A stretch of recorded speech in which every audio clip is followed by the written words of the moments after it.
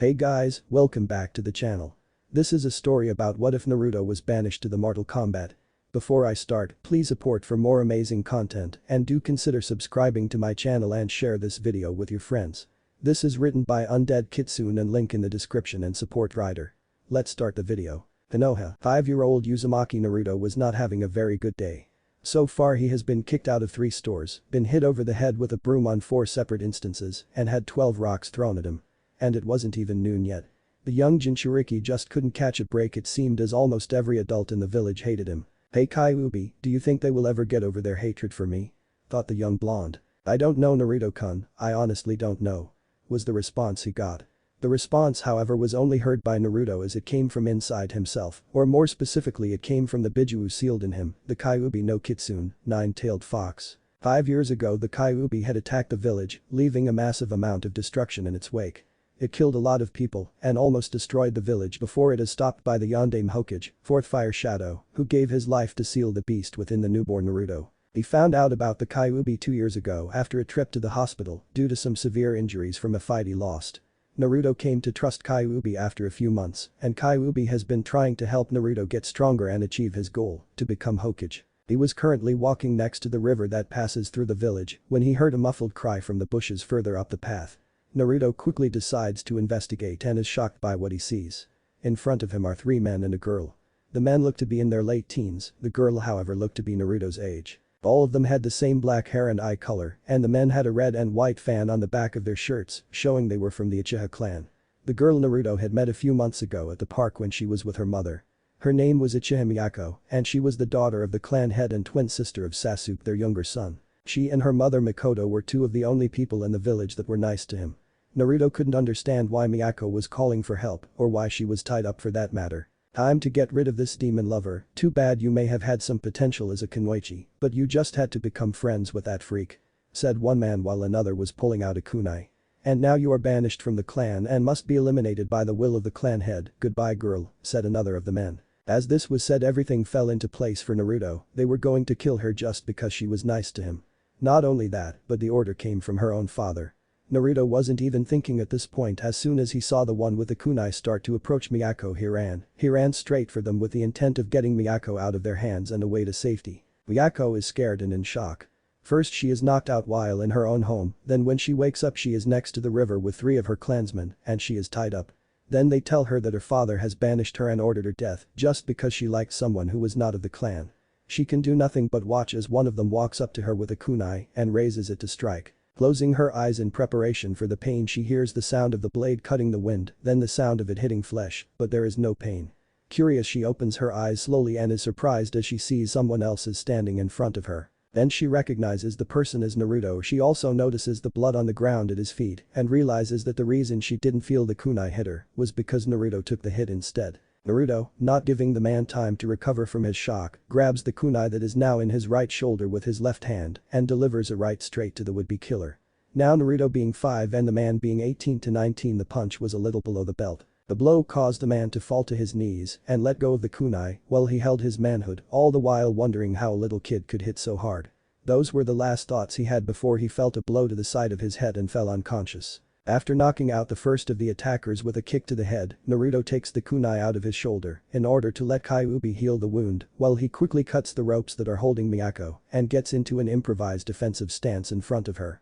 The other 2 attackers quickly get over their shock and pull out kunai of their own with an angered look on their faces. The same thought going through both of their minds: who does this kid think he is interfering in the business of the Uchiha clan? Miyako was in shock. Here were 3 of her clansmen trying to kill her, and Uzumaki Naruto, a boy she has only known for a short time and the same age as her, was fighting to protect her. "Miyako-chan, are you okay?" asked the blonde without looking at her. Hearing his voice snaps her mind back from her shock. "Yeah, I'm okay, thanks Naruto." Before they could talk anymore, the 2 still standing Uchiha rush forward to attack and Naruto grits his teeth and moves to intercept them. One of the men stops and throws his kunai while the other slashes with his.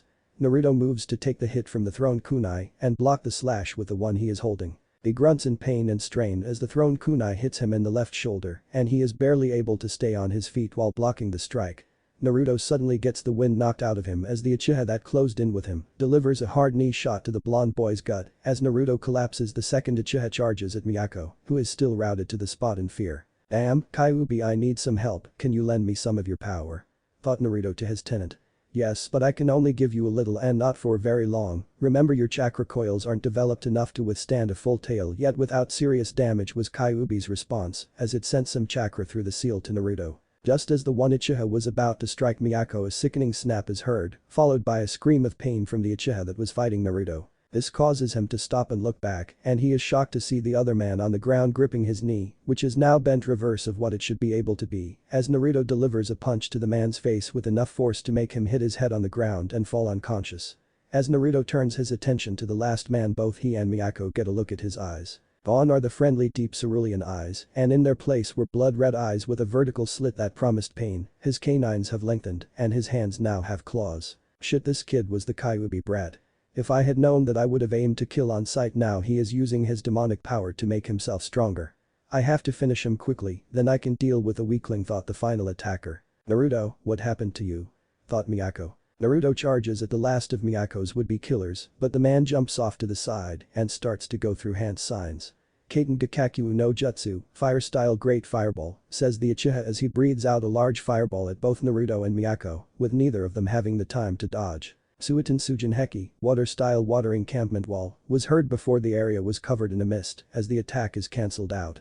As the mist cleared, the Uchiha's eyes widen as he realizes who had stopped his attack. There in front of the two children was an Anbu with a dog mask. This was to be one of the last things he would see as a second Anbu wearing a raven mask appeared next to him and took his head off with his ninja too. Inu checked Naruto and Miyako over for any injuries, while Karasu checked on the other two men. As this was happening, an elderly man in white and red robes with a hat that had the kanji for fire on it appeared on the scene. This man was the Sandaime Hokage, Sarutobi Hiruzen. Inu walks up to the Hokage. Sir, the children don't have any visible wounds on them. The girl is badly shaken, but otherwise looks to be okay. That is good to hear, but best to take them to the hospital to get them looked at just in case, was the aged leader's response. Sir, of the three men that were involved, two are dead and the third is unconscious. When I killed myself, the other was killed by a severe hit to the head, said Karasu after checking the other men. I want a full report as to what happened here today, see what you can find out, was the Hokage's reply. Just what I need, more paperwork. Now it looks like Naruto is getting stronger, wonder who is helping him. Unnoticed by everyone else in the area, the Uchiha that was knocked out was regaining consciousness and heard what was said. This enraged the man as he unknowingly activated his Sharingan, which immediately became the Manjikyu Sharingan. I can't believe we were beaten by this kid and the little bitch is still alive. He thought while giving the girl a death glare. Naruto, be careful, someone is channeling a massive amount of chakra, warns Kyuubi. Can you tell who or where it is? Behind you, the one on the ground is awake. Yelled Kyuubi in Naruto's mind. As Naruto turns to look at the man, he sees the direction the man is looking and sees it is aimed at Miyako. Those eyes, it's the Manjikyu Sharingan. This chakra output can only mean one thing, but how does he know that jutsu? He is using a jutsu. With the direction he is facing, the target is Miyako-chan. Without thinking on it any further, Naruto moves in between Miyako and the fallen Uchiha just as black flames erupt and strike him. He gives out a scream of pain as the flames start to burn away his left arm starting below his elbow. Acting on instinct, he clenches his left fist drawing blood and swings his hand at the man. Tsueki Kaiu, blood ball, as Naruto says this, the blood from his hand flies at the downed man, striking him in the face with enough force to snap his neck. As a secondary effect though, since the blood came from his already burning left hand, the black flames were on the bloody projectile and have now spread to his target. Everyone looks on in shock as the black flames swiftly cover Naruto's body. Naruto, don't move, I'll try to put the flames out, says Inu as he starts to go through hand signs. Don't, you are just wasting your time and chakra. Replies Naruto, the black flames can't be extinguished, they can only be sealed, and you don't have the time to do that, and my healing is only delaying the boy's death. Miyako looks on confused as to what was said while the same thought was going through the Anbu and the Hokage's minds. The Kyuubi is in control of Naruto. Don't worry, I'm not going to attack anyone. If I hadn't taken over, the boy's mind would have been lost to the pain. I'm giving him and you a chance to say your goodbyes while I dull the pain. This statement surprises everyone in the area. Naruto then looks at the Anbu. Inu, Karasu, thank you for looking out for me all this time. He then turns to the Hokage. Looks like I won't be getting your hat from you, Ajiji. I was really looking forward to becoming a shinobi. He then turns to Miyako. Thank you, Miyako-chan, you were one of the few people in the village that treated me like a person and not a demon as they called me. While Naruto is saying this under his mask, Inu has tears falling as he curses himself for not taking better care of his sensei's son. The Hokage also has tears falling from his eyes as he regrets not being able to do more for the boy, and Miyako is also crying. Here is one of her only friends dying in front of her and she can do nothing about it, all she could feel was sad, weak, and helpless. Goodbye everyone, as Naruto says this Kyuubi cuts off its chakra to him and the flames consume his body almost instantly and in seconds all that is left of Uzumaki Naruto is ash. Konoha 10 years later, the sky was overcast with dark clouds that held a heavy threat of rain in them. Under this dark sky is a girl of 15 standing in a neglected part of the civilian cemetery. She stands 5'2" with raven black hair and black eyes and is wearing a black sleeveless battle kimono with a divided skirt and black shorts with black sandals. She was currently paying respects to the only grave in this corner of the cemetery. It wasn't a very well made or well looked after headstone. The only thing on the stone was a name, Uzumaki Naruto. I can hardly believe it has already been 10 years, she mused, one more year and I will finally become a Kunoichi of Konoha, but do I have enough strength to be one? Do I deserve to be one? Her thoughts are then disturbed by the sound of footsteps behind her. Looking over her shoulder she sees one of her only friends, Hyuga Hinata. She was slightly taller standing 5'3", has pupil-less lavender eyes and midnight blue hair, and was wearing a bulky light purple jacket with white sleeves and hood, dark blue shinobi pants, and black sandals. I figured I would find you here, she says while walking up to stand beside the girl. Are you still blaming yourself for what happened to him? I thought we told you already that it was not your fault, there was nothing you could have done for him. I know Hinata, she sighs, but it doesn't help the fact that it made me feel so useless, even if I was only 5 at the time he died, while defending me from people that were my family. Almost makes me think what Itachi and Aizen did was a good thing. She said while reliving the memory of Naruto's death for what could possibly be the millionth time since that day. Unconsciously her eyes shifted in color for a split second before turning back to normal in response to the shift in her emotions. It's almost noon, says Hinata, what do you say we go get some lunch and then see about getting some supplies, classes resume next week you know. Sure why not, heck I can't believe I lost track of time again. That doesn't surprise me Miyako, says Hinata with a small laugh. I just hope you don't end up like that one Jonin I heard about, apparently he is always 2 to 3 hours late for everything. Hey, I'm not that bad, says Miyako with a huff as she gives Hinata a slight scowl. But the effect is lost as her stomach gives off a grumble causing her to blush in embarrassment and Hinata to laugh at her. Come on let's go, says Hinata as she turns and walks towards the entrance of the cemetery, followed shortly by Miyako, who is calling for her to wait up. As the two girls leave 2 figures step out of the shadows of the nearby trees and walk towards the grave they just left. Both figures are men with fairly muscular builds, the first one stands 6'1" and wears a black bodysuit showing his upper arms, grey arm and shin guards, grey Anbu-style shinobi armor, and a grey mask covering the lower part of his face. He has grey white hair and grey eyes with wisps of smoke floating around him in random ways. The second man stands 6'2" and wears a black bodysuit showing upper arms and covering his head with a mask covering his lower face that is stylized as a scorpion, arm guards with an elongated skull with small blades protruding from the top and bottom on the back of the arm and a scorpion on the inside of the arm, metallic yellow shinobi armor with grey shoulder guards with a stylized scorpion on them, metallic yellow shin guards, belt buckle and knee pads that look like skulls.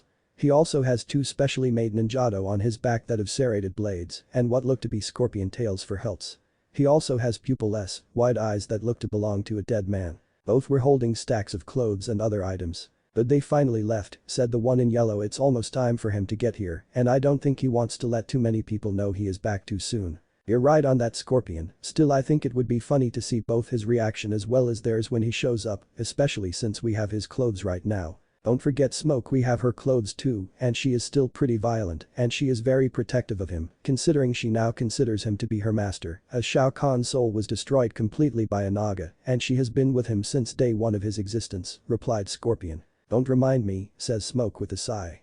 Last time I made a joke at his expense I ended up dodging bloody projectiles for a full week, man was that exhausting. And then he got you back for it himself anyways. I'm still curious as to where he got that dustbuster from. I'm still wondering how he managed to keep me sealed in it for 3 days, with no way to recharge it. Well his unpredictability is the reason we agreed to give him that codename, it fits him and his personality perfectly. Seems the wait is over, it begins.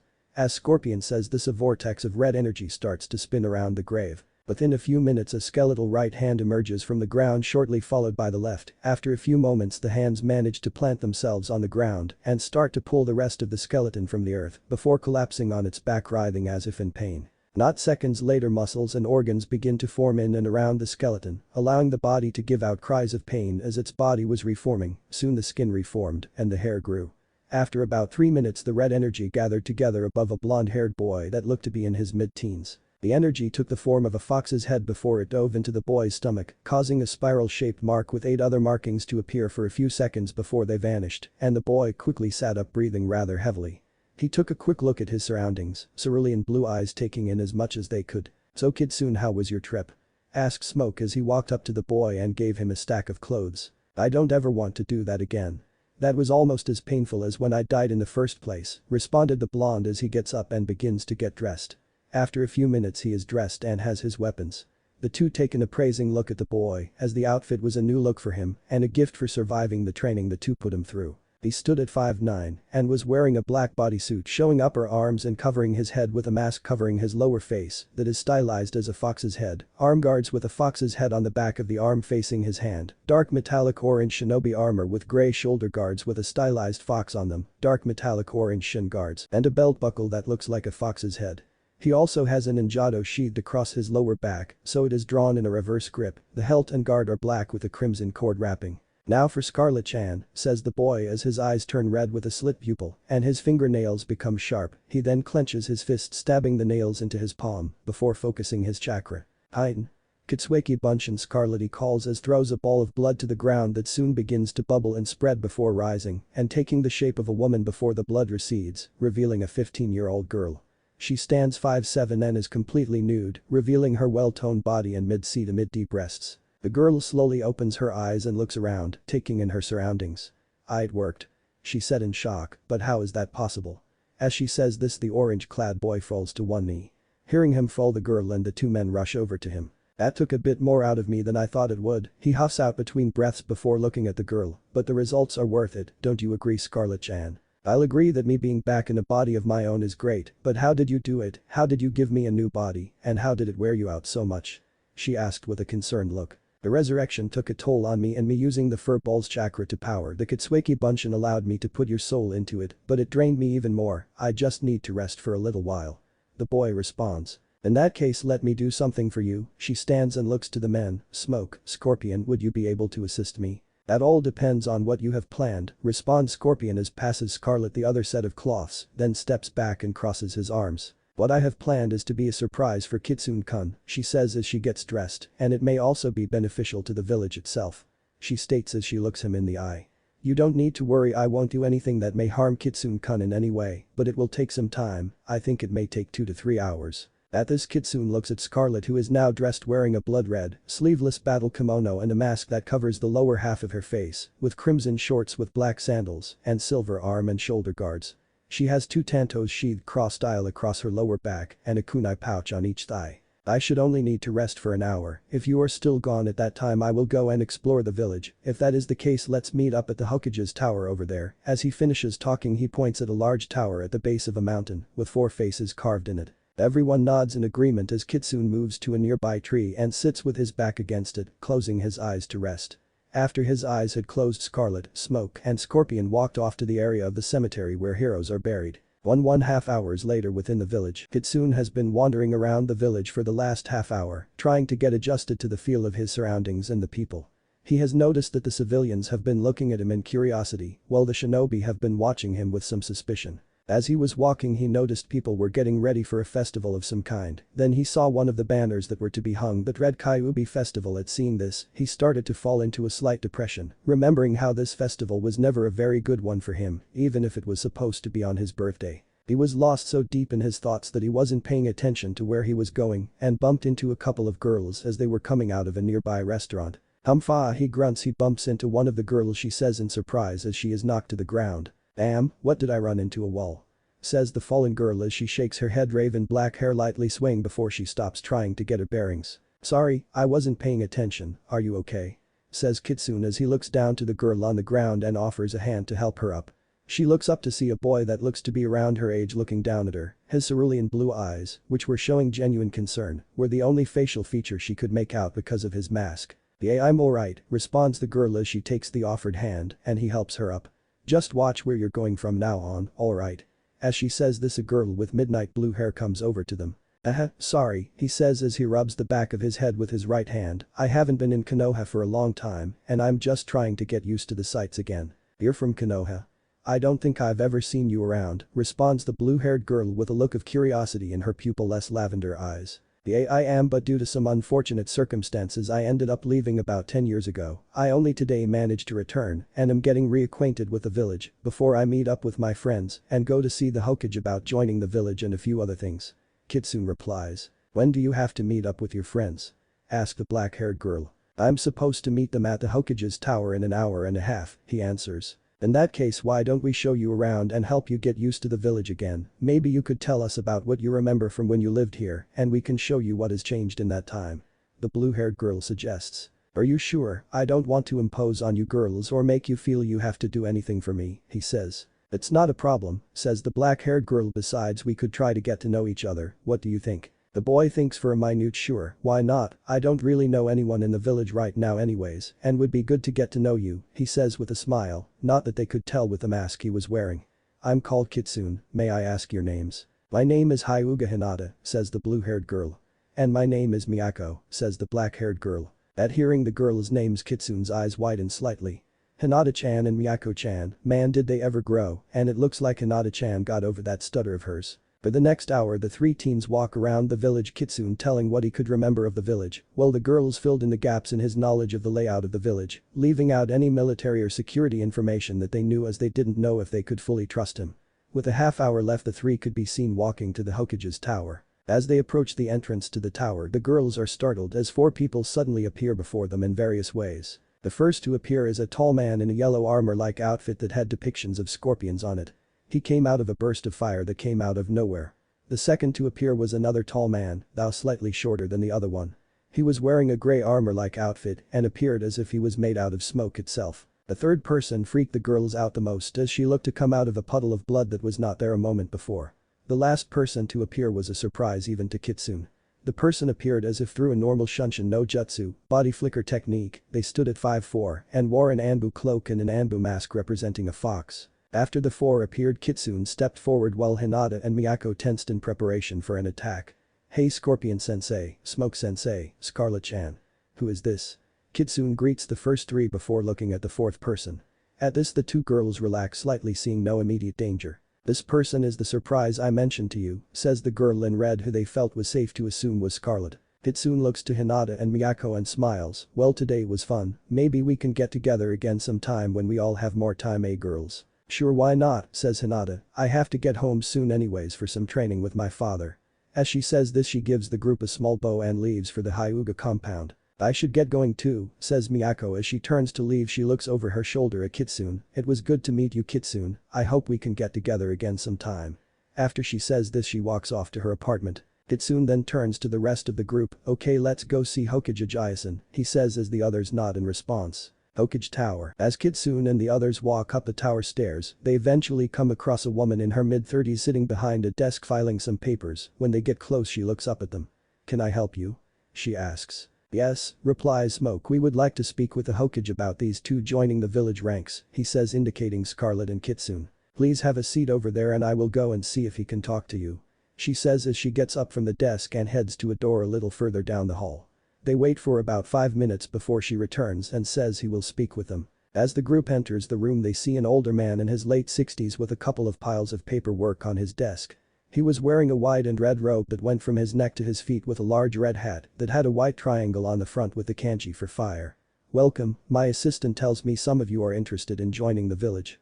He says in a serious yet kind voice. May I ask where you all are from and why you chose to come to Konoha? The orange-clad boy steps forth first. I was actually born here in Konoha, but was forced to leave 10 years ago after a certain incident. Now that I have been able to return, I want to join the village and re-establish my clan here, he says, and then steps back while the girl in red steps forward.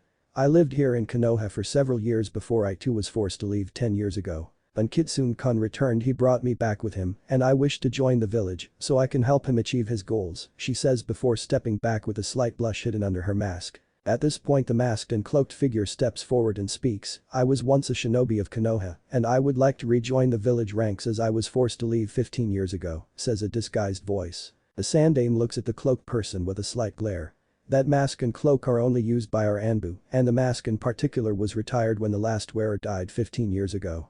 Now tell me, where did you get it and why you think I would let you live for imitating an Anbu member, he states. At this point Smoke steps forward. Sir, our clans, he pauses to indicate Scorpion and himself, share a tradition that states we will only reveal our faces and true names to those that we trust as family. Kitsune here has born here in Konoha, but was trained by Scorpion and myself, and has decided to add this and several of our clan teachings to his own family. We ask that this meeting be made sealed to this room and be kept between us and yourself, so that this information is not leaked to the rest of the village and cannot be used against us. At this Hiruzen raises an eyebrow in curiosity before he nods his head and signals for his Anbu to reveal themselves. Out of the corners 4 people wearing dark grey bodysuits, light grey chest plate with arm guards, and animal masks appear. Looking at the masks they see a cat, a wolf, a dog, and a bear. As the Hokage is about to give the signal for them to leave, Kitsune speaks up. Hokage-sama, I think you should let the dog masked person stay. This catches everyone by surprise. Very well, Inu, please stay, everyone else please leave us. The other 3 Anbu leave in a swirl of leaves, and after a few moments the Hokage goes through several hand signs, activating a sound barrier around the room. There, now we can talk without fear of being overheard or interruption. Kitsune steps forward once again and speaks, thanks, I never was one for formalities, Gigi, it's good to see you again, same for you, Inu and Iasen. Who are you to think you can talk to myself, much less the Hokage with such familiarity, boy, says an annoyed Inu. Only one person had called him an Iasen, and that person died right in front of him 10 years ago. Sorry, I forgot to take off the mask, I've gotten so used to wearing it that I tend to forget about it, says Kitsune as he reaches one hand to his face mask and another to his hood and begins to remove them while still talking. My code name is Kitsune, it was given to me to represent my unpredictable nature and the fierceness in which I will protect those important to me. It was also given to me because of what I hold within me. As he says, the last party drops his hood revealing spiky blonde hair and starts to remove the face mask. Having a demon sealed in you can be a real pain in the ass. He removes the mask, giving a better look at his cerulean blue eyes and revealing 3 whisker-like marks on each side of his face and a fox-like grin, but it has its perks, don't you think, Gigi? How is this possible? We saw him get incinerated 10 years ago, but here he is standing right in front of us, were the thoughts of Inu as he looks on in shock before releasing a seal in his mask, allowing him to use his left eye to look at the boy. There is no Jinjutsu either, this is the real deal, but how? Meanwhile the Hokage was having a different reaction. Naruto, is that you? The blonde nods, but how we saw you die and turn to ash 10 years ago. He says before looking at Inu, who signaled that there was no Jinjutsu. Before he explains that I think I should reveal myself as well, says the person with the fox mask, as they pull down their hood showing long black hair which Inu's eye revealed to be disguised by a Jinjutsu, but when they removed the mask the person's hair turned a bright red and showed them to have dark blue eyes and a smirk on her face. Been a while, hasn't it, Sandame-sama? 3 days later, Academy. Imino Iruka was looking over his class, the students before him.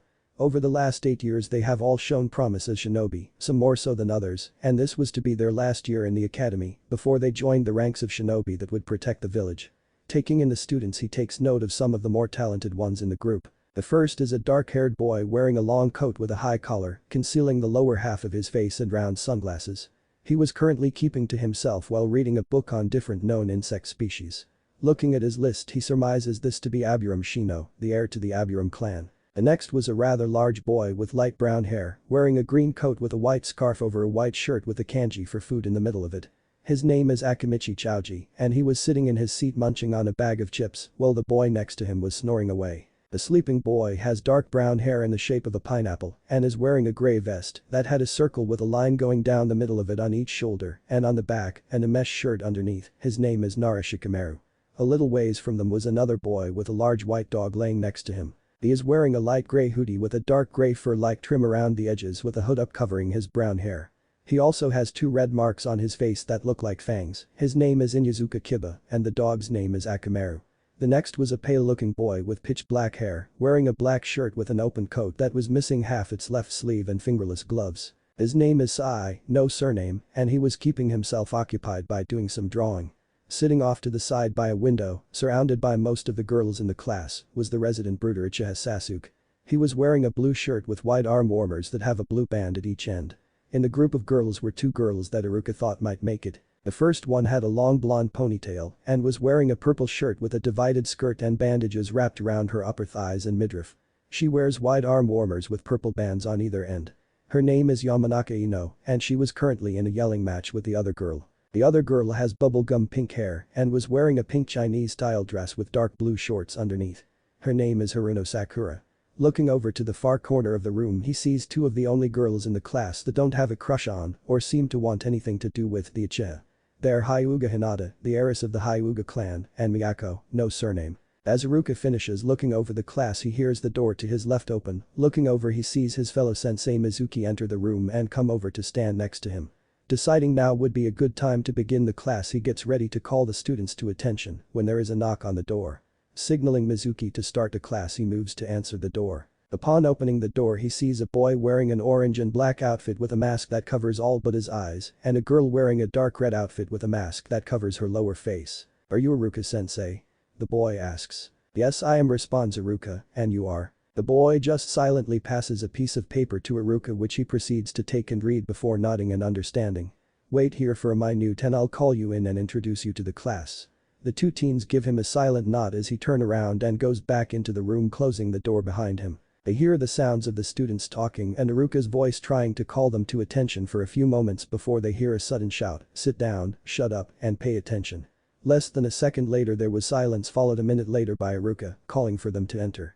The teens look to one another before nodding and proceeding to enter the room. 2 minutes before inside the class, Mizuki is trying, in vain, to get the class organized and started. How does Iruka manage to keep these brats in line so easily? This is so infuriating. Were the thoughts of the silver-haired Chunin. He then hears the door open as Iruka returns to the room and walks up to the desk. As Iruka approaches the desk Mizuki just gives him a defeated look, signaling that he tried but failed to get the class to listen. Iruka just gives him an understanding look before he goes through a short line of hand seals.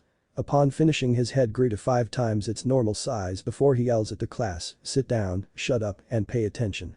In less than a second everyone was in their seat and looking at the front of the class quietly, snore, -1 lazy Nara. "Toji, can you wake him up please? I have an announcement to make." The boy nods and gives the sleeping boy a light jab in the ribs, waking him so Iruka could continue. "Class, I have just been informed that we have 2 new students joining us as of today." He turns to the door. "You can come in now," he calls. Shortly after he says this the door opens and in walk the 2 teens who stop next to Iruka and face the class. "Please introduce yourselves." The orange-clad boy steps forward and crosses his left over his chest with a closed fist right against it and bows slightly. "I am called Kitsune. I hope to be able to work alongside each of you," he says before rising again and stepping back with his hands back by his sides. The red-wearing girl then steps forward and does the same as the boy. "I am Scarlet and I hope we can all work well together," she states before stepping back as well. There were several different reactions within the class. Most of the male side was leering at Scarlet, while the female side was comparing Kitsune to the resident brooder. There were also many different thoughts going through the room. They both look like they are fairly strong, it would be in my best interest to get to know them at least. They both look strong, I wonder what their favorite food is. These 2 look to be confident in their abilities, this could be troublesome. I better keep an eye on them and report to Danzo-sama. It doesn't matter who they are weak compared to an elite like me. That girl looks pretty hot, but why does she only smell of blood? Look at him trying to look cool, no one is cooler than Sasuke-kun. They look strong, but I bet Sasuke-kun could easily beat them both. So that is why he was going to the tower the other day. Kitsune-san and Scarlet-san, they both look to be full of confidence. "Okay, go take your seats and we will begin class." They both nod and go to take a seat at the back of the class.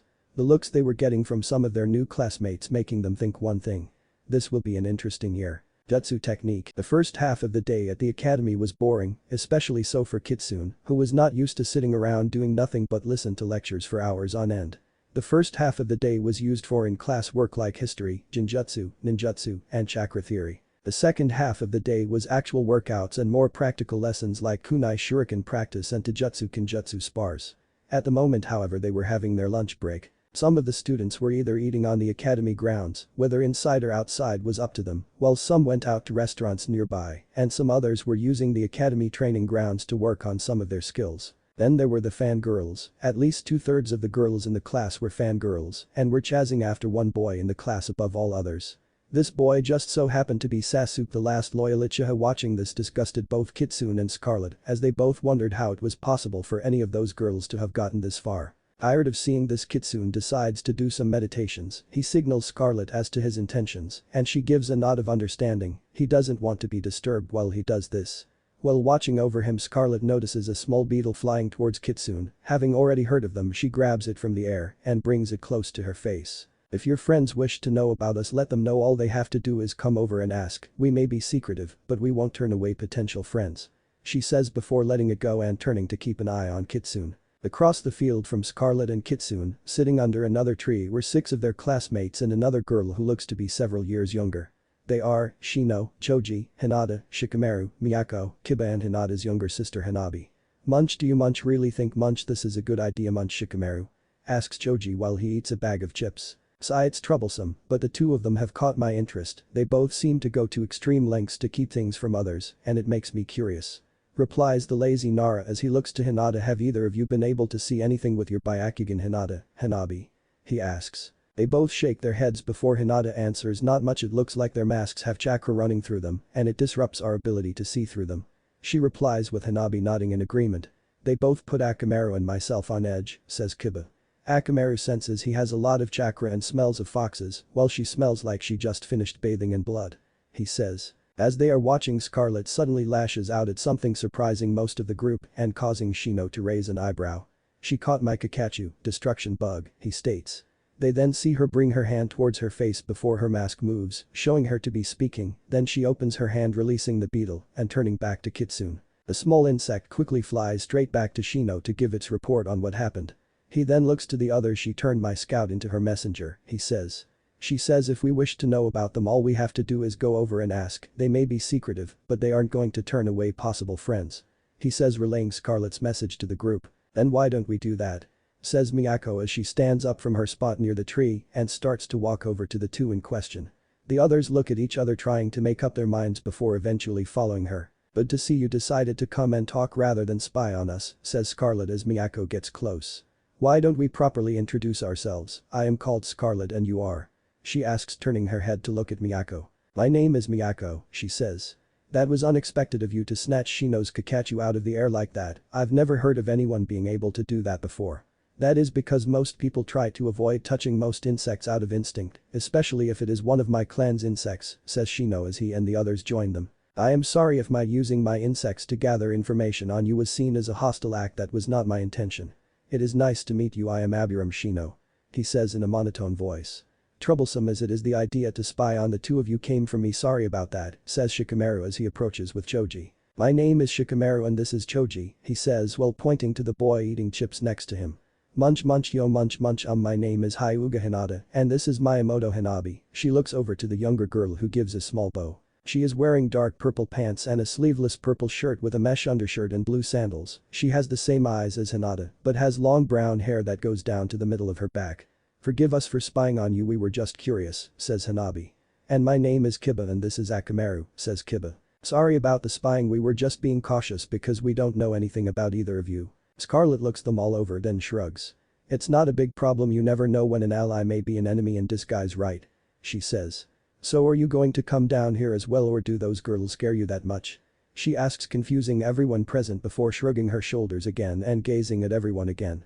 As I said before, my name is Scarlet, now then what would you like to know? Keep in mind I may not answer all of your questions, she states. Choji was the first to ask a question, where are you two from? He asks while opening another bag of chips. Kitsune and I are both from Konoha, however for the last 10 years we were training outside the village. She replies. Why do you keep your faces covered? Asks Hinata. We keep our faces covered in order to protect our friends, family, and ourselves from enemies, states Scarlet. By hiding our identities the enemy won't know who we are and can't target or use our friends and family against us, nor can they find us easily. Why do you smell so heavily of blood? Kiba says bluntly, causing the others to look at him. I guess I can't hide it too well, says Scarlet. I have a Kekkei Genkai that has to do with blood, she says. What do you mean? Asks Kiba. Well, you see, before Scarlet could continue she feels a hand on her shoulder. Looking over she sees Kitsune is looking at her as he shakes his head before he looks to the rest of the group. That is something that I think we should keep to ourselves for now, says Kitsune looking over to everyone else there. Sorry to seem rude, but everyone has something they wish to keep secret for a reason, especially the details of how a bloodline works, right? No need to apologize, Kitsune-san, seeing as you are correct. Such information can and usually does reveal a fatal weakness in one's clan, replies Shino. I really don't like to be spied on, you know, says Kitsune, suddenly surprising everyone there minus Scarlet. Why don't you get down here already before I decide to come up there? This is the last warning you are getting, he says. No response. Have it your way, he says, standing up. He looks to Scarlet. Sorry, I have to keep this clean, he is a classmate after all. He says before bursting into flames and vanishing, startling the group. What the hell was that? yells Miyako after seeing the boy apparently incinerate himself. He tends to do that once in a while, he calls that Uruku Kasai, fire walk, and before you ask no I don't know it, nor could I use it if I did. Says Scarlet. Wonder what he did to our little spy thou, last time he caught someone spying the spy was looking over his shoulder for a month. She thought. Do you know who was spying on us Scarlet-san, asks Shikamaru. Yes I do and if I'm right you should know soon as well, she says with a hidden smirk. I do feel a little sorry for the poor fool thou, last time Kitsune-kun caught someone spying on him he did something that made the guy a nervous wreck that was looking over his shoulder for at least a month, she says. At least a month. You don't know how long the guy was like that? Asked Hinata a little worried. Nope, we left and returned here before the guy was able to calm down. Still don't know what he did to the guy, but knowing Kitsune it could be almost anything, states Scarlet just as a blast of fire appears and gathers together reforming into Kitsune. Well that was fun, he says as he sits back down. Sorry about leaving so suddenly like that, but I don't like people listening in on conversations with no intention of adding to it. So who was listening in on us Kitsune-san, inquires Kiba. Some broody guy with hair and a style that looks like a duck's ass, was Kitsune's response. Everyone but Scarlet is stunned as they know exactly who this is. What did you do to him, asked Miyako. Not much, tied him up and left him in the field on the other side of the academy, while giving him a warning that next time would be worse, he states. Suddenly there was a loud screeching sound that could be heard from one end of the village to the other, Sasuke-kun. Everyone looks at Kitsune. I also left a note for those girls that were looking for him telling them where he was, he says with a chuckle, causing everyone there to gain a sweat drop. Just to let you know that guy is more than a little arrogant, says Kiba he tends to think that because he is the last of his clan that he can do no wrong and that he should be the strongest among us. After this I bet he will be challenging you to fights constantly and demanding you tell him where you got your strength from. Some of us got tired of it and started to hold back some of our abilities just to keep him from annoying us too much. I see so I have to watch out for the kid then fair enough, says Kitsune with a nod before giving a confused look and asking, wait a minute, you said he was the last of his clan what happened? Troublesome, about 6 years ago the clan was attacked and wiped out, says Shikamaru. As it turns out the attacker was Sasuke's older brother Itachi, and this has made him power-hungry and revenge-driven, he will do almost anything for power, and the civilian council not only supports him, but encourages him in this. Otosan has come home with more than a few headaches because of them. Before I left I heard that Itachi had 2 younger siblings, and they were twins a boy and a girl, what happened to her, asks Kitsune. Miyako stiffens up slightly at this which goes unnoticed by most of the group save Kitsune, Scarlet, Hanabi, and Hinata before Hinata answers. No one knows, she is said to have disappeared 4 years before the attack, and Sasuke says that she died at the hands of the village demon whatever that means. So they got her out of the clan with a cover story and are still keeping the Kyuubi a secret from the younger generation, and it looks like Hinata-chan and Hanabi-chan might be the only ones in the group that knows the truth about Miyako-chan thought Kitsune. I think that is enough talk about that subject as you originally came over to find out about us right? Asks Kitsune causing the others to nod. Well ask what you want to know just remember there are some things we won't tell, such as my real name and what jutsu we know, and we get to ask you the same questions you ask us sound fair. The others minus Scarlet look at one another before nodding in agreement and Hinata being the first to ask a question. If you don't mind my asking why do you go by the name Kitsune?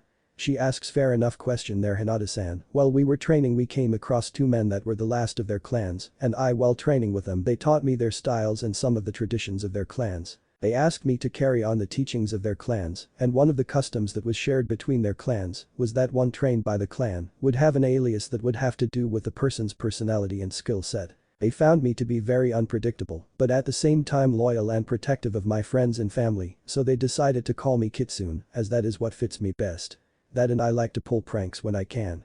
He replies finishing with a hidden smirk. So does Scarlet-san have an alias as well, asks Hinata. No I don't for one thing we don't have any idea as to what would be an appropriate name for me, and for another, I never had an interest in having one, replies Scarlet before thinking. But if Kitsune-kun could think of one that fit I would be more than happy to use it. Suddenly they hear a whistling sound and before they can tell where it was coming from, Scarlet has drawn one of her kunai and was in mid-throw when Kitsune grabbed her arm stopping her while catching a kunai that was aimed for his head. Now that was uncalled for don't you think Uchiha-san, he says looking in the direction the kunai came from. Everyone follows his gaze to see a very disheveled and very pissed off Sasuke.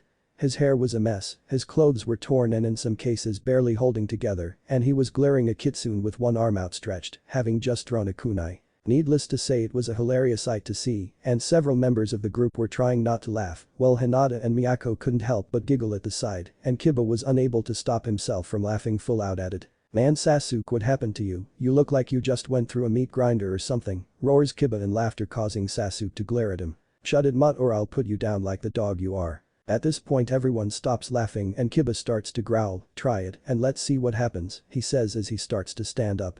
"You are nothing but an arrogant prick that thinks their name means they can do whatever they want. How about I show you just what your name means to me?" As he yells the last part, he lunges at Sasuke with his right fist raised, only to be stopped by Scarlet before he got within 5 feet of the Uchiha. "Why did you stop me? I was going to pummel him," he growls while trying to get past. All she does in response is look over her shoulder at Sasuke, whose arm was being held by Kitsune, revealing a kunai in Sasuke's hand. "A spar to test yourself, I could understand, Uchiha, but you were aiming to kill, weren't you?" says Kitsune, tightening his grip on Sasuke's arm.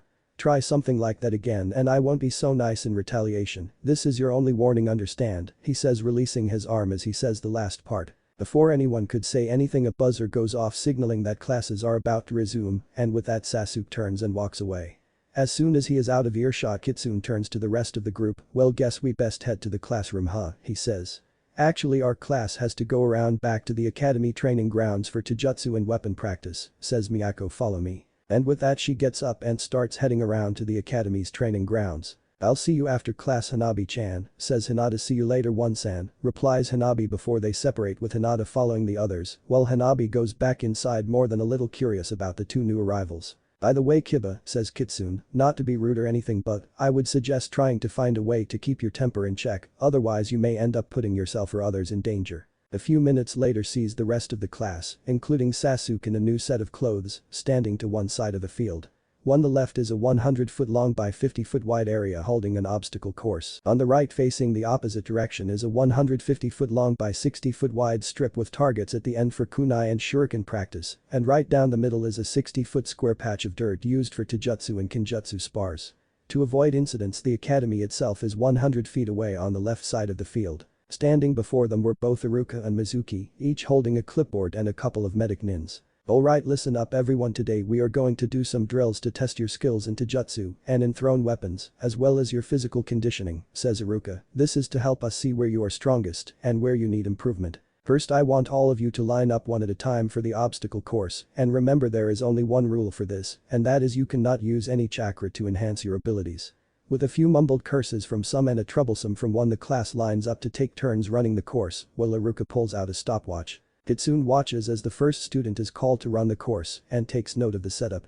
It starts with a 30-foot dash to a 15-foot wall they have to climb, followed by a 60-foot long beam over a sand pit they have to balance on while avoiding swinging sandbags, followed by a right-hand turn on a platform that came to a 20-foot gap with a rope they had to swing across, and then turn right again. On another platform, then across 30-foot gap with pillars of differing heights and angles they had to jump on while avoiding more sandbags to get to a small hill they had to slide down, and a 20-foot section of net they had to crawl under, before they had to run another 40 feet to finish. Most of the class didn't look to do too bad, taking 3 minutes at most to complete the course. However, there were some that did poorly and a few that should just plain quit now. It wasn't long before the reason for the medic nins was revealed when one of the students got hit by a sandbag while crossing the beam, falling off, and tried to land on their feet while still off balance, causing them to land wrong with a snap, and a yell of pain heard through the area as they broke their leg on hitting the ground. Another boy lost their balance on the beam and fell, landing on the beam itself, and rolled sideways off it holding his groin, causing the other guys watching to cringe and hold themselves in pain at the thought of it. A bit later, a girl was crossing the pillars when she was hit by a sandbag and fell, hitting another pillar on the way down and dislocating her shoulder on impact with the ground. Then there were Sasuke's fangirls. They gave all other kunoichi a bad name as their performance was abysmal save for two that managed to complete the course in almost 4 minutes. The group that he was talking with earlier, however, did much better than a lot of the others. Kiba, due to his family taijutsu style, was able to move swiftly enough to complete the course in 2 minutes 18 seconds and agile enough to dodge the sandbags while doing so. Shino wasted little movement or time and was able to get through in 2 minutes 32 seconds while also avoiding the sandbags. Toji wasn't as fast as the others or as agile, but still completed the course in 3 minutes 04 seconds by powering through the sandbags and hitting them away when they were about to hit him. Hinata and Miyako both showed a great deal of flexibility as they both dodged and weaved around the sandbags while also showing a fair amount of speed in completing the course, Hinata at 2 minutes 23 seconds and Miyako at 2 minutes 28 seconds. Shikamaru, on the other hand, sat there for 20 seconds watching the sandbags before he started and completed the course in 2 minutes 40 seconds without having to dodge a single sandbag. Then there was the quiet boy Sai, he showed some skill at evasion and agility, getting through the course in 2 minutes 50 seconds. Next up was Sasuke, who sped through the course, completing it in 1 minute 56 seconds and was giving Kitsune a smirk as if to say beat that. Then came Scarlet, who showed a lot of acrobatics by doing several types of flips while on the beam and pillars in order to avoid the sandbags and completed the course in 1 minute 45 seconds. This annoyed the Uchiha, but what happened next angered him even more. Kitsune flipped to the underside of the beam and crossed in a hand-over-hand motion and crossed the pillars by jumping off the sides using a wall jumping type of maneuver and finished the course in 1 minute 32 seconds. After the medics were done healing those that were injured doing the obstacle course, Iruka addressed the class again. "Okay everyone, next we will test your accuracy with kunai and shuriken, line up in front of the targets," he says. The students then take turns throwing 10 kunai and 10 shuriken from varying distances, starting at 20 feet and eventually getting to 120 feet. Again, most of the students were shown to have a fair to poor level of skill in this area, half of them only hitting the edges of the targets, while some didn't even hit there after 60 feet. The fangirls couldn't hit a thing beyond 40 feet, with some missing by over 5 feet to either side. Hinata and the others however did much better than the rest of the class, not missing targets until they passed the 90-foot mark, except for Hinata who, due to her clan style, wasn't as adept at weapon use and started to miss at the 60-foot mark. And Sai not missing a target till after the 80-foot mark. Then it was Sasuke's turn, and after throwing all his kunai and shuriken, not missing till the 100-foot mark, again gave Kitsune an arrogant smirk before standing off to the side. Kitsune then took his turn and started to throw his weapons, only missing with his shuriken after the 70-foot mark but never missing with the kunai. Scarlet followed and managed a perfect score with both. This made several jaws drop and caused Sasuke to fume. How could anyone be better than him? He was an Uchiha and this should not be allowed. Iruka then led them to the sparring grounds at the other end of the field, with Mizuki standing next to him. Iruka then pulls out a scroll and unseals a box. In this box are slips of paper with all of your names on them. We will pull the first name, and that person is to come to the center of the ring and pull a second name. The name you pull will be your opponent for the spar. Remember this thou, today's spars are taijutsu only, you may not use any chakra to enhance your abilities, and they are one-on-one only, sorry Kiba, but this also means that you can't have Akamaru fight with you. But that said, Mizuki sticks his hand into the box and pulls out a slip of paper and reads the name on it. "Minami, you're first," he says, and a slim girl walks out to the middle of the ring. "Okay, now to see who your opponent is, please pull a name from the box," he says, and she does so and passes the slip to Mizuki. "The first match will be Minami and Yamanaka Ino," he says as Ino joins them in the ring. The match, in Kitsune and Scarlet's opinion, was pathetic. It was obvious that neither girl was in the proper shape as they both looked to be neglecting their training and possibly starving themselves with a diet. It was a short match with Ino being the victor only due to her having some clan training, while the other girl came from a civilian family and had no outside training. "Okay, now then the next match will be," he sticks his hand in the box again, "Hot-Aru and your opponent will be," another girl walks up and pulls a slip out of the box, "Akio." A boy walks up and joins them in the ring. This was again a short match with the Akio showing that he actually took his training seriously and knocked out Hot-Aru in little time. "Most of these girls won't make it after graduation," says Kitsune to Scarlet while looking around. "They either starve themselves, neglect their training when outside of class, or both, and that is a very bad idea. The only ones that look to be taking proper care of themselves are Hinata and Miyako." "Miyako and Hyuga, Hinata, your turn," calls Mizuki. Unlike the previous two fights, this one had two people that actually had some skill in hand-to-hand combat and actually trained outside of class. Their spar went on for several minutes before Iruka called a stop to it. "Okay girls, that's good, but we have to move on to someone else," he says, getting a nod from both girls. "Okay, the next match will be Uchiha Sasuke." As soon as Mizuki said this, there were mixed reactions from the class. The guys who haven't fought yet groaned at the possibility of fighting him as he was known to be ruthless, while the fangirls all started to cheer and call his name. When he gets to the ring, he looks at Mizuki and Iruka before speaking. "I want to challenge Kitsune," he says, causing confusion among most of the class, while Kiba just looks at Kitsune and says, "Told you he would challenge you, good luck." With that, Kitsune walks up to the ring and looks at Sasuke. "Are you sure you want to do this, Uchiha?" he says in a calm and even tone. "Shut up and get in the ring here so I can beat you," he replies with some heat in his voice. "Fine, it's your funeral," says Kitsune with a sigh as he enters the ring. Sasuke takes up his family's interceptor fist stance, while Kitsune enters his stance with his left side facing Sasuke. His left hand is at waist level open and palm down, while his right is raised up at eye level and open like a claw. Shikamaru raises an eyebrow at the stance Kitsune has entered. Scarlet's and, "Can you tell us what stance that is? I've never seen it before," he asks. "No surprise that you have never seen it before," she says. Kitsune is the only one who uses it as he has been developing it over the last 7 years. While we were out of Konoha he learned from multiple people and started to mix their styles together to make his own. The stance itself is a mixture from 2 of them. It is meant to be confusing and to frustrate the opponent by being unpredictable. Iruka looks between the 2 ready. Hajime. At that he jumps back out of the way to watch. Sasuke immediately rushes a Kitsune and takes a shot with a right straight which Kitsune redirects to the side with his left hand. Sasuke uses the momentum to perform a spinning back fist with his left, which Kitsune slides under and catches with a scissor kick takedown. His left leg hitting Sasuke's shins while his right hits him in the lower back before he twists and makes the Uchiha do a face plant. Kitsune then rolls back and returns to his stance, while Sasuke gives an annoyed growl and pushes himself back up to his feet and also takes up his stance. He rushes a Kitsune again trying the same combination as last time, however this time instead of sliding under the punch Kitsune ducks and does a 180 spin followed by a rising heel kick, so when Sasuke completed his punch he was right where Kitsune's foot was going and took the heel to the chin. The force of the kick and the momentum knocked Sasuke 3 feet into the air where Kitsune jumps, grabs his shirt and throws him to the ground before landing on one knee. He then stands and walks over where the Uchiha landed. "Do you concede, Uchiha?" he asks looking at Sasuke who had just managed to pull himself to one knee. "Why should I give up against a loser like you?" he yells getting up and charging a Kitsune again. This time all he does is avoid the wild swings before delivering a right spin kick to the dark-haired boy's left side. Planting his foot in Sasuke's side he then jumps and delivers a stomp-like kick to his chest, knocking him back 15 feet and on his back. "Give up Sasuke, I win," says Kitsune looking at the downed Uchiha. Getting up with his right side facing away from everyone, Sasuke pulls out a kunai and taking a swing at Kitsune, causing him to jump back. "I thought the rules were no weapons," says Kitsune. "Who cares about rules? This will show that I am stronger than you," yells Sasuke as he throws his kunai at Kitsune before quickly going through hand signs. "Kunai Kage Bunshin no Jutsu," calls Sasuke with a smirk as one kunai becomes 40. Kitsune's eyes widen as he realizes that Sasuke has trapped him as he can't move to avoid the attack because the rest of the class is behind him as well as the academy itself, so if he moves someone else would get hurt or worse. "Scarlet," he calls cover defense.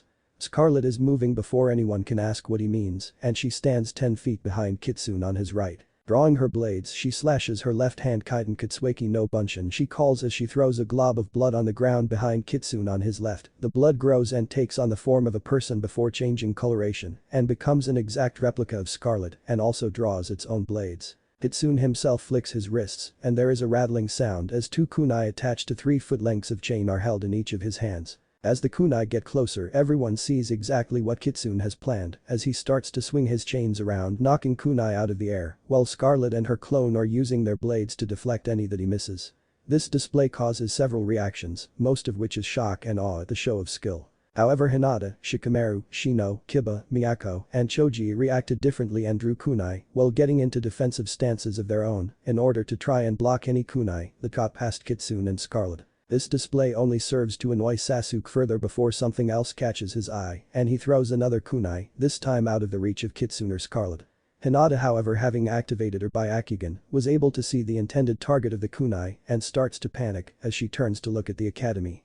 "Hanabi," she yells catching everyone's attention as she turns to run towards the academy. Scarlet turns to see what is wrong and notices the path of the kunai and is able to tell that if nothing is done the unsuspecting girl could be killed by the blade and is also able to tell that Hinata won't be able to make it in time to do anything about it. "Kaiten Katsueki Raka," she says before she takes one of her tanto and stabs herself in the stomach turning into a puddle of blood, shocking everyone there before a large ball of blood appears in the air between Hanabi and the kunai. The ball changes shape to reveal Scarlet dropping as she swings her tanto again deflecting the kunai, only to feel a sharp pain in her chest.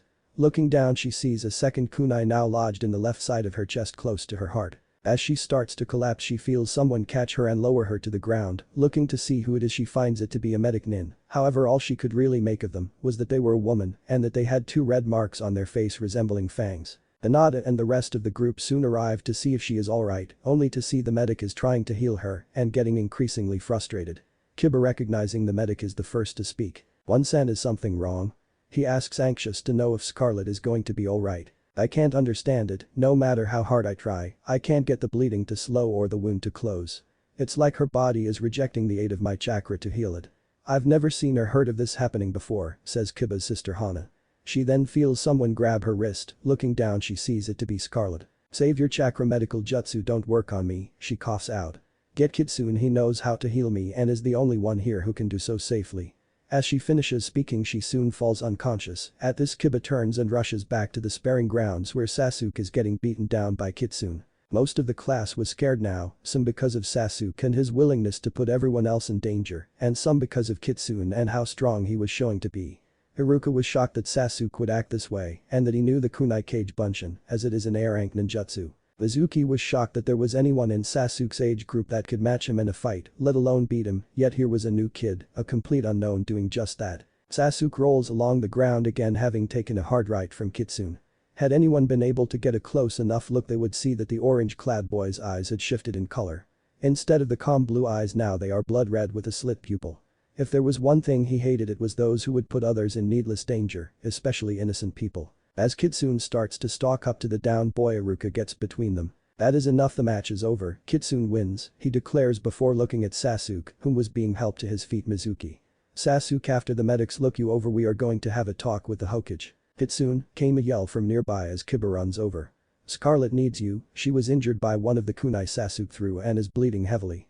She says the medics can't do anything about it and only you can help her. Where is she? Asks Kitsune. She is next to the academy with the others, over there, says Kiba pointing him in the direction he came from.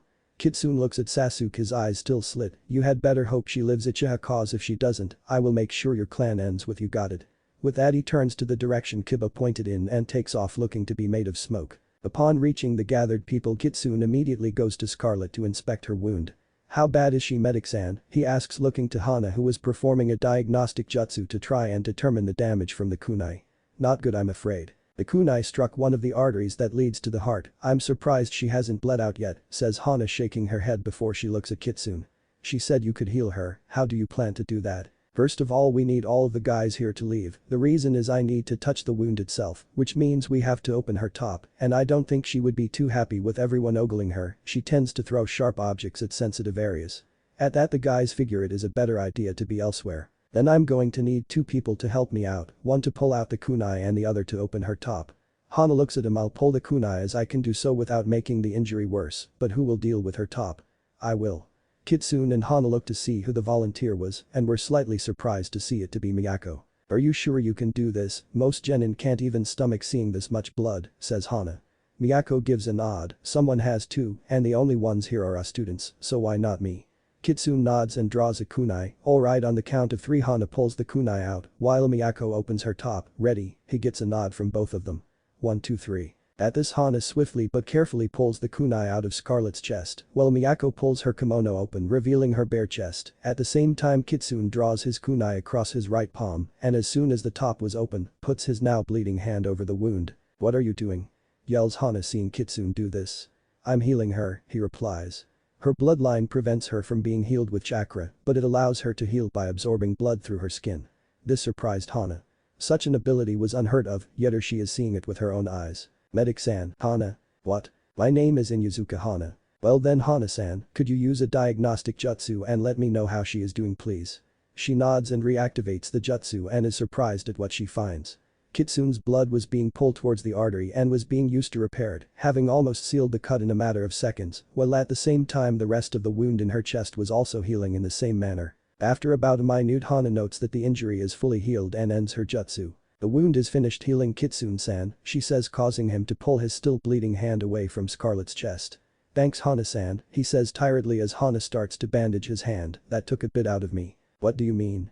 Asked Miyako as she begins to straighten up Scarlet's top. The reason that Scarlet said that only I could help her safely is because she literally takes the blood from another and uses it to heal herself, even while unconscious, as she has no control over it.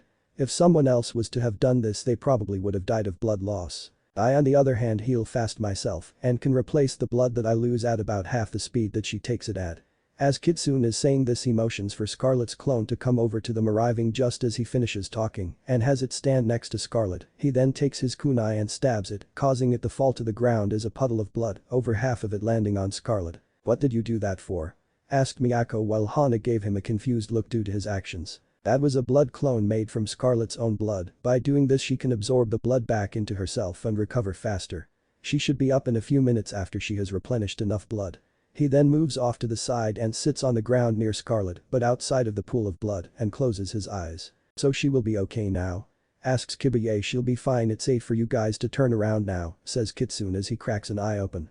Can you guys do me a favor though and make sure that arrogant Uchiha stays away from us? I don't want to do something that would cause more problems. Shino gives him a nod. Yes we can, may I ask you something though? Sure, what's on your mind Shino-san? It looks as though you are constantly meditating, can you tell us why that is? Kitsune gives a small sigh. I figured someone would ask about that. To answer your question, I have a massive amount of chakra, but I have very little control over it. When I am in an area that I am unable to do chakra control exercises, I meditate instead to try and get more control over my chakra. So far it has been an uphill battle in that though, as far as I can tell my reserves are equal to half of the people in the academy combined. I am constantly trying to gain better control over it so I don't risk hurting people by accident due to my power going wild on me. MMNN. Damn, that hurt. Says Scarlet as she begins to regain consciousness. She sits up and looks around before she senses something approaching fast. Before she can react, she finds herself engulfed in a hug by a crying Hinata. Thank heavens. Thank heavens you're okay, and thank you for saving Miyamoto, she shakily says. This makes Scarlet slightly nervous since the only person to do either of these things to her up till now has been Kitsune, who is now starting to chuckle at her as she gives him a look that silently asks, what do I do? She was soon saved as Iruka made his presence known again. Alright everyone, listen up. Due to this incident and the fact we are effectively out of time for today, I'm calling an end to class for today. We're going to have to finish testing the rest of you tomorrow, so till then have a good rest of the day, he says before turning and walking back to where a couple of medics are looking over. Sasuke, who has a scowl on his face. How you feeling Scarlet-san? Asks Shino. I'm fine now, thanks for asking, just a little tired from having to heal from an injury like that. I just need to rest for a little while. She replies tiredly before looking over to Kiba. I guess this would be an appropriate answer to your earlier question as to why I smell so heavily of blood, wouldn't it Kiba-san? I forgot about that, but yeah, it does answer that question. And like Shino had mentioned earlier, this demonstration has also revealed that Scarlet-san's Kekkei Genkai has a very troublesome weakness, states Shikamaru. Yes it does. Scarlet-chan and myself would be very grateful if none of you mention it to anyone, says Kitsune. Don't worry about it man, says Kiba. After how you two came to the defense of the class when Sasuke used that jutsu, I think you can trust us not to say anything, right Akamaru? Arf. Thank you Kiba-san, now I think I should get Scarlet-chan home so she can get some rest. We'll see you tomorrow, says Kitsune before helping Scarlet to her feet and both vanishing in a burst of flame. After the rest of the group disperses, Sai comes out from a nearby tree. I should report this to Danzo-sama, he will be very interested in this. And with that final though vanishes in a swirl of leaves. Jutsu technique. The Sandame Hokage, Saratobi Hiruzen, was not in the most energetic of moods. 3 days ago his surrogate grandson Uzumaki Naruto had come back from the dead after 10 years alongside his mother, who had been dead for the last 15 years. Now usually this would have him either jumping for joy and celebrating or in the hospital from a heart attack, but this was not the case. Currently he was extremely stiff, sore, and exhausted. The reason for this was a mixture of things. First, his age was starting to catch up to him. Second, Uzumaki Kushina, who was currently standing unnoticed in a corner of the room with her mask on, was not too happy about what had happened to her son during his first 5 years of life and had used Hiruzen as a training dummy for 2 of the last 3 days, which has left him as one big bruise. Finally, the civilian council is currently causing him a migraine with their constant bickering and yelling. Kitsune, Naruto, also was not in a very good mood right now. He had returned home from his first day at the academy with an exhausted and barely conscious Scarlet, whom he took to her room to rest, when less than a half hour later he was told that all residents living in his house were to report to the Hokage Tower for a meeting. As Scarlet was still sleeping, he and Smoke were the only ones to comply. Scorpion isn't actually living there. It turned out that the arrogant brat Sasuke decided to go to the council to try and get him charged with assault and wanted everything he owns including jutsu as compensation. Needless to say, it was taking a lot of self-control from both himself and Smoke to not kill him on the spot. Let me get this straight, says Saratobi with a sigh. Sasuke, you say that during class Kitsune here attacked you unprovoked and caused, let's see, he looks at a folder in front of him, 3 bruised ribs, a cracked jaw, and a concussion, is this correct? Yes it is sir, replies Sasuke with a hidden smirk aimed at Kitsune. He is too dangerous to have near Uchiha-sama. Calls one counselor. Lock him up. Calls another. Take away everything he possesses. Calls a third. Silence. Yells the Hokage. Kitsune, what do you have to say to this? I won't deny causing those injuries. At this the room goes into an uproar again. Silence. Bellows the Hokage again. As I was saying, I won't deny causing those injuries, however it was not an unprovoked attack as Uchiha-san says it was. It was done during a legitimate spar in which he decided to break the rules set by the instructors. The damage would have been less if he had not chosen to put the rest of the class in danger by using ninjutsu in a taijutsu spar. At this the room erupts in shouts again. Sit down and shut up. Complete silence. Sasuke, what do you have to say about this? I don't see how we could trust anything he says, after all we don't know his name nor what he looks like, says Sasuke crossing his arms. Why would anyone wear a mask like that and refuse to tell anyone what their real name is? It just screams spy to me. If that is the case, then why do all the Anbu wear masks? Why does one of the top shinobi of the village wear a mask? By your logic, this room and this village is being protected by a bunch of spies and traitors who can't be trusted. Says Smoke. Besides, we have already shown our faces to the only person in the village that we believe we can trust at the moment, and that person is the Hokage. After Smoke says this, the eyes of the entire council, except for a blonde-haired man on the shinobi side who is staring at Kitsune, are on the Sandaime, who simply nods his head while speaking. This is true and is also within the customs of their clan, and as some of you know, the customs of a clan are important to follow as they the clan's equivalent to a law. Besides, their reasons for wearing their masks is a valid one in my opinion. And what reasons would that be, Hokage-sama? Says an elderly man with bandages covering the right side of his face and an X-shaped scar on his chin. This man's name is Shimura Danzo, one of Konoha's 3 elders. It is to protect ourselves and those important to us from our enemies, says Smoke. As long as no one knows our real faces, our enemies won't know who to target in order to get to us. Hokage-sama, a woman in the back of the room, speaks up. She is wearing a pair of black shinobi-style pants that are taped around the ankles with a black long-sleeved shirt with the wrists rolled up slightly and a red spiral on both shoulders and a green jonin vest. I have already heard about the incident in question from 2 sources. The first source was from my son Kiba, the second was from my daughter Hana. Both of their renditions of the event agree with Kitsune-san's version of what happened. Although he left something out from what I understand, isn't that right, Sasuke? This woman's name is Inyazuka Tsume, the head of the Inyazuka clan. What are you talking about, Inyazuka-san? Asks a civilian counselor. I believe she is referring to the 3 attempts the Uchiha made on the lives of others besides the one during the spar, spoke a man on the shinobi side. The man had dark brown black hair and is wearing a light gray overcoat and dark round sunglasses.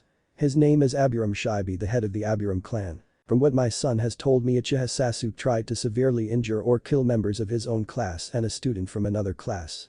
The first attempt was on Kitsune-san himself when he threw kunai at his head. The second was immediately after the first, in which Sasuke provoked Inyazuka Kiba into attacking and then drew a kunai with the intent to use it. The third was while the class was distracted and dealing with his ninjutsu attack during the spar, during which time Sasuke threw a pair of kunai at the academy building itself, aiming for a student through a window. The third attack was halted by Scarlet San's interference. Do we know who the target of the third attack was? Asks another counselor. At this, a man at the back yawns and speaks up. Troublesome, he says. From what my son told me, the target of his attack was young Hyuga Hanabi. The speaker has 2 scars on the right side of his face, dark hair tied up into a spiky ponytail, dark eyes as well as a goatee. He wears a meshed shirt underneath his flak jacket, a deerskin coat over that and hand guards. This man's name is Nara Shikaku, the head of the Nara clan and Konoha's Jonin commander. What? The yell has heard throughout the entirety of the Hokage Tower, even with the council room's reinforced doors. The source of the yell was from a man on the shinobi side of the room. The man is wearing loose-fitting robes with a long-sleeved brown haori. He also has long dark brown almost black hair and pupilless wide eyes with the veins around them currently bulging out in anger. The Ashi-san, please calm down, says the Hokage before he turns his attention back to Kitsune. Kitsune-san, is what Tsume-san, Shibi-san, and Shikaku-san said true? Yes, it is, Hokage-sama, replies Kitsune. It is also the reason that Scarlet-chan is not here, as she is at home recovering from the injury she received while protecting the younger of the Hyuga sisters. This is also the reason I inflicted the injuries that I did to Uchiha-san, and they were more as a warning than anything else. At this, one of the elder council members speaks. She looks to be around the same age as the Hokage. Her hair is pulled back in a twin bun, locked by a traditional Japanese hairpin with 2 pearls dangling off one side and tassels on the other end. She wears a simple long kimono, closed by an obi, a jacket, and a sash over it. What do you mean by those injuries being more of a warning than anything else? Is that supposed to be a threat against Uchiha Sasuke? And if it is it a threat against others as well? Well, Miss Udatain Kaharu, Udatain-san. To answer your questions. First, it was a warning to Uchiha-san about his current goal. Kitsune turns to Sasuke, and yes, I do know about your goal to try and kill Uchiha Itachi because of what happened to the rest of your clan. He turns back to the council. The reason I warn him against it like this is simple. If I can do this much damage to him using only taijutsu while holding back, what would Itachi, who I know is stronger than me, do to him without holding back and using everything he knows I fight? This surprises a lot of people in the room, but none more so than Sasuke. Kitsune was holding back and caused these injuries as a way to try and teach him about the difference in strength between himself and Itachi. However, this raised another question in his mind which he decides to voice. If that was supposed to be to teach me about the difference in power between Itachi and myself, why didn't you just pull me aside later and tell me instead of almost hospitalizing me? Kitsune looks at Sasuke again. The answer to that is twofold, with the first part being the same as the answer to Utatane-san's other question. You put others in danger during our spar. Some of them were me friends, and I react very violently when my friends are threatened in any way. Consider this your first warning about this, as I only give 2 warnings unless the threat to them is more severe. Then there are no warnings. Be glad that I made an exception this time. The second is that your arrogance would just blind you to whatever I would have said. This time the other elder speaks. He too looks to be around the same age as the Hokage. He has gray hair, a beard, glasses as well as a constant frown on his face. He wears an outfit that is similar to what the Hokage does, but with blue robes and a poncho-like top. What do you mean you made an exception this time? Everyone looks at Kitsune, who is just standing there with his eyes closed and his arms crossed. Smoke sees this and decides to speak. Kitsune has a bit of a habit with certain things. As an example, if you threaten one of his friends with harm, he will cause you injury, that is warning 1. If you do so again, he tries to put you in the hospital for an extended period of time, often attempting to remove a person's ability to fight altogether. That is warning 2. Then what is after that? Asks the elder man. Death, he will try to kill you outright. This also happens when someone makes an attempt on the life of one of his friends or seriously injures them. Smoke turns to Sasuke. You see now why he says he made an exception, boy. Several members of the Shinobi Council suddenly start to stare at Kitsune with a questioning look. Among them are the blonde man from earlier, Shikaku, Hiashi, and Shibi. The blonde man decides to voice the question on all their minds. Kitsune-san, why are you releasing chakra pulses while in the council chambers? Kitsune opens his eyes and looks at the man before answering. My question is, why is someone in this room trying to put me under a genjutsu? Smoke looks at Kitsune. How many? Do so far. I'm almost tempted to try out that new move you and Scorpion Sensei have been teaching me. Not yet, you don't, until Scorpion or I say otherwise. You are not to use that move unless we are working with you on your control. Do you understand me? Yes, Sensei. But still one more and that's it, you know what happens. What are you talking about? Asks the blonde man. Well, Mr. Yamanaka Inoichi. Yamanaka-san, I really hate genjutsu. The reasons are my own, but those who use them on me also get my 3 warnings. The only difference is that the chakra pulse I use to dispel them gets stronger each time, and the 3rd time I attack the user. At this, several people narrow their eyes at the orange-clad boy, and Danzo decides to speak. Saratobi, this boy is too much of a loose cannon to be allowed into our forces. I say we have him mentally evaluated and work on his anger issues before we let him try and graduate the academy. If you think that Kitsune-san is unfit to be one of our shinobi for a reason like that, then I say that Uchiha Sasuke should be removed from the program altogether, says Hiashi. After all, Kitsune-san didn't try to kill his classmates or a bystander, whereas the Uchiha brat did. This causes the council to break down into a shouting match again. Silence! Yells Saratobi. Seeing as to what actually happened is very different from what we were originally told, I have come to a decision as to what will happen now. And as Hokage I have final say on this. He looks to Sasuke. Uchiha Sasuke, for putting your classmates and an innocent bystander in grave danger, you are to have your chakra sealed for the next 3 months, are suspended from the academy for the next month, during which time you are under house arrest and cannot have any form of outside training from any Konoha shinobi, and must meet with Yamanaka Inoichi once a week for a mental evaluation until further notice. He then looks to Kitsune. As Kitsune has done nothing to harm others unjustly, there is to be no penalty to him. He then looks to the rest of the council. That is all. Anbu, take young Sasuke away, the rest of you dismissed. As he said this, the entire civilian side of the council is so shocked that they don't even react as a fox mask Anbu appears and then vanishes with Sasuke, while the shinobi side and the Hokage get up and leaves the room, while Smoke and Kitsune both turn into clouds of smoke and vanish. This left the civilians all thinking one thing. What the hell just happened? 15 minutes later, Smoke and Kitsune are walking down the street to their new clan compound. I will explain this later. As they are turning a corner along the way, Kitsune sees 6 of his classmates coming towards them. 2 of them are boys and the other 4 are girls. As they get near each other, the larger one of the boys speaks up. Hey Kitsune-san, we heard about Scarlet-san, how is she? She'll be fine, an injury like that won't keep her down for long. Kitsune, you know these people? Asks Smoke. Sorry sensei, I guess we should go through introductions, shouldn't we? Unfortunately I don't know all of your names. Says Kitsune while rubbing the back of his head in embarrassment. Considering it was your first day in class, I understand that. My name is Ryu, says the boy. He has short dark gray hair and wears a rust red t-shirt, black pants, and blue sandals. Next one of the girls steps up. My name is Minami, she says. She is not very tall and is very thin. She has shoulder-length rust red hair and wears a forest green short-sleeved blouse with a mesh undershirt, black shorts that stop at her knees and blue shinobi sandals. Kitsune immediately remembers her from the spars as the one who fought the Yamanaka girl Ino. Then another of the girls steps forward. I'm Yuko. She is thin with dark green hair and wearing a violet low-cut V-neck t-shirt with a mesh undershirt, brown pants, and blue sandals. The other boy steps up along with one of the other girls. I'm Akio, and she is Hateru, he says. He has short black hair that looks like it just won't stay where he wants it. He wears a dark yellow shirt with a tan vest over it, blue pants, and blue sandals. She has mid-back length dark brown hair with a shoulder-length streak of purple on the left side that she keeps in a high ponytail, with a streak falling down the side of her face. She wears short-sleeved navy blue blouse with a crimson vest over it, dark green pants, and brown sandals. Kitsune also recognizes them from the spars earlier. The last girl steps forward. My name is Miyu, she says. She has dark brown hair that she lets hang down to the middle of her back. She wears a light blue long-sleeved shirt with a dark gray vest over it with a symbol on the back, dark red shorts that stop just above her knees, and dark green sandals. Kitsune nods to each of them in turn as they introduce themselves before speaking. I know I said my name in class, but anyways, I am Kitsune, and the man with me is one of my sensei from my time out of Konoha. Smoke. Smoke gives the group a nod as Kitsune looks to Miyu. That was a nasty fall you took earlier, Miyu-san. How is your arm? It's still a bit sore, but otherwise okay. Kitsune nods. So what can we do for you guys? To be honest, we weren't actively looking for you as we planned to ask you this tomorrow, but since we ran into you. Would you be able to help us with our training? You and Scarlet-san are a lot stronger than us, and we want to improve so that when we graduate we won't hold our teams back. We aren't asking for you to teach us any jutsu, just for some help with the basics of what we already know, explains Miyu. Why not ask Haruka-sensei or Mizuki-sensei? Asks Kitsune. We want to keep this extra training hidden from some of the others. Besides, Haruka-sensei is already busy tutoring several others in the class, and Mizuki-sensei only seems to be interested in working with Sasuke, says Hateru. I'll think on it and talk to Scarlet-chan.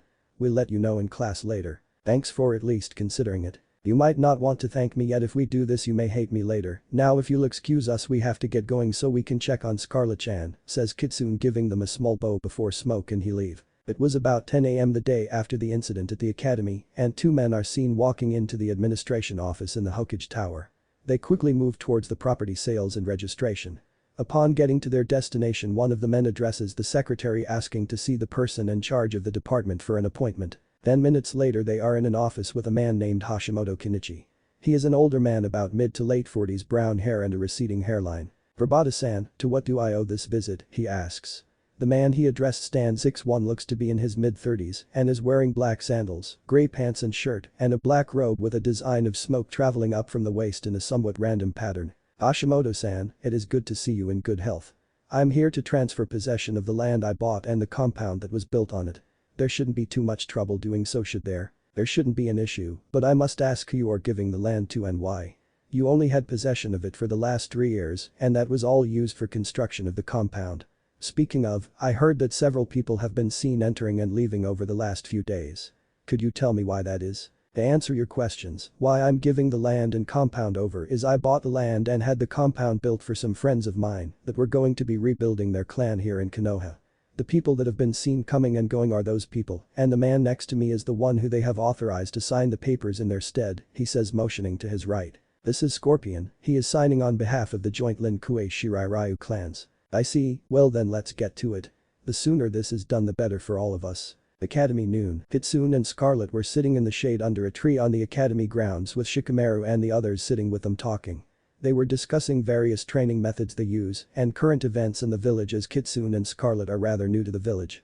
While talking about training, Kitsune has a thought and decides to ask something. Giba-san, would you be able to set up a meeting between myself and Hana-san? Why, you got the hots for my sister already. You only met her once. No, not that, some of our classmates approached me yesterday after the council meeting and asked if Scarlet and I could tutor them and help bring them up to a more appropriate level of skill. I was going to ask if she could help out as a medic in case of injuries. Troublesome as it is, that sounds like a good idea, says Shikamaru. Are you going to do it? I'm seriously thinking about it. Weighing the options and outcomes, I think it would be a better idea to help them out.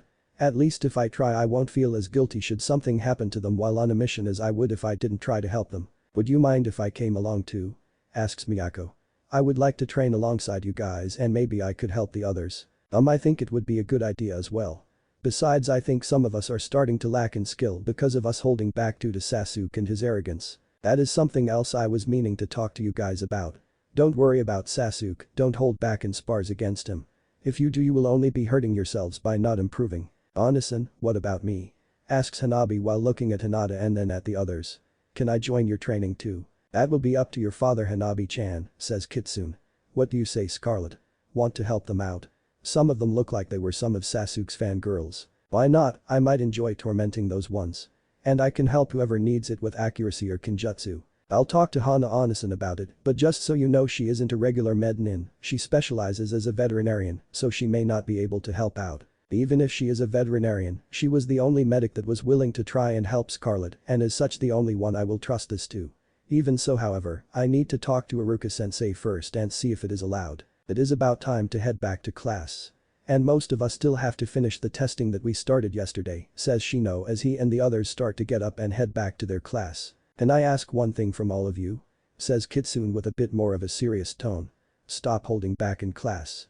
The Uchiha and the council have no say in how we train and have no right to try and demand anything from any of us. And besides that you holding back not only will prevent your skills from improving, but also hinders the improvement of your training partners. At this the group looks at him then each other then back to him again and nod in agreement. The group then splits up with Hanabi going back inside for her classes, while the rest of the group go back to the training area around back of the academy. While they are walking Kiba's curiosity gets the better of him. Hey Kitsune I'm kinda wondering. Who was it that asked for your help in their training anyways? They only gave me their given names, but they were Akio, Minami, Hateru, Yuko, Ryu, and Miyu. 3 of them fought yesterday, so I'm gonna keep an eye on the rest of them during the spars and see if I can find where they need help. A few hours later, most of the class had finished their performance test and neither Kitsune nor Scarlet were impressed. Most of the boys went for fancy maneuvers that in a real fight would get them killed, while most of the girls showed little to no sign of ever having trained. However Kitsune still kept an eye out for the 3 others that asked for help. In the case of Ryu, he seemed to have a large amount of physical strength, but not the speed to use it, nor the intent to strike his opponent as he was on the defense the whole time. His defense however was solid, even with his opponent being faster than him Ryu blocked most of the attacks that came his way. The match was actually called in his favor due to his opponent trying to go for an axe kick to Ryu's back and breaking his own leg with the amount of force he put into it. Yuko was showing signs of having been on a diet recently. She has little physical strength or stamina, however she did show signs of knowledge of anatomy and skill in evasion as she would avoid her opponent's attacks and then strike at their joints to disable them. However even though she wasn't moving around as much as her opponent when the match was called, she fell to her knees gasping for breath. Unlike the other girls in the class Miyu didn't show signs of dieting. However she still looked to be favoring her left shoulder after her fall the previous day. During the fight her opponent tried to capitalize on this, but she proved to be very skilled in evasion and managed to get several hits in. However what caught Kitsune's attention was when she took a hit to her left side, a hit that she should have easily seen coming. The match was eventually called in her favor, but it didn't look like anyone else noticed what happened besides himself and Scarlet. Speaking of Scarlet, her fight was so one-sided it wasn't even funny. Her opponent was Haruno Sakura. A fangirl that despite what had happened the previous day was still swooning over the Uchiha. Scarlet outright told her to quit the academy before she got hurt or worse due to her lack of training, and Sakura went into a rage and blindly lunged at Scarlet with a fist pulled back ready to strike. There were 3 hits in the match. Sakura's fist hit the ground where Scarlet once stood, Scarlet's hand delivering a chop to the base of Sakura's skull, and Sakura's head hitting the ground as she was knocked unconscious. As Scarlet was heading back to rejoin the class however she noticed the Kitsune had his head lowered and his eyes looked to have a red glow. No, he hasn't done any control exercises in a while. How can I get him to expend that chakra? While Scarlet is thinking this she is discreetly looking around before deciding to talk to Iruka and turns to him. Iruka-sensei, can I talk to you alone for a minute? Sure what's up Scarlet-san? It's about Kitsune. You see he has a condition in which his body produces excess chakra and he needs to constantly do control exercises. I just now noticed that he hasn't done any for a while now and saw the signs that he may lose control of it soon. Is there anything we could do that would cause us to expend chakra so he could get it back under control? Well I was going to leave it for tomorrow, but if the situation is as you say I guess I will have to start the ninjutsu testing now.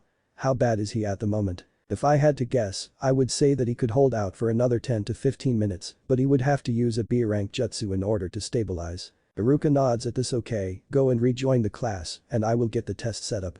Mizuki, can you help me get some target set up for the next test? Next test, I thought that we were doing the ninjutsu tomorrow. We have enough time that we should be able to do it today. 5 minutes later Mizuki and Iruka had the target set and were looking at the class. Scarlet however was looking at Kitsune and was starting to get worried as it looked like she may have been wrong as to how long Kitsune could hold out for. His eyes were glowing crimson and his nails had started to grow and sharpen into claws. Scarlet however wasn't the only one watching Kitsune. 3 other sets of eyes were on him belonging to Shikamaru, Miyako, and Sai, and all 3 had different thoughts.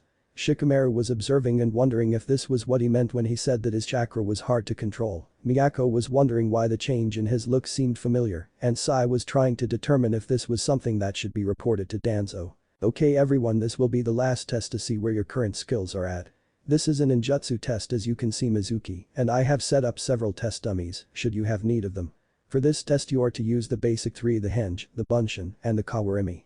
After that you may use any other jutsu if you wish. Don't worry if you are having problems with any of them, this is what you are here for, to learn and improve.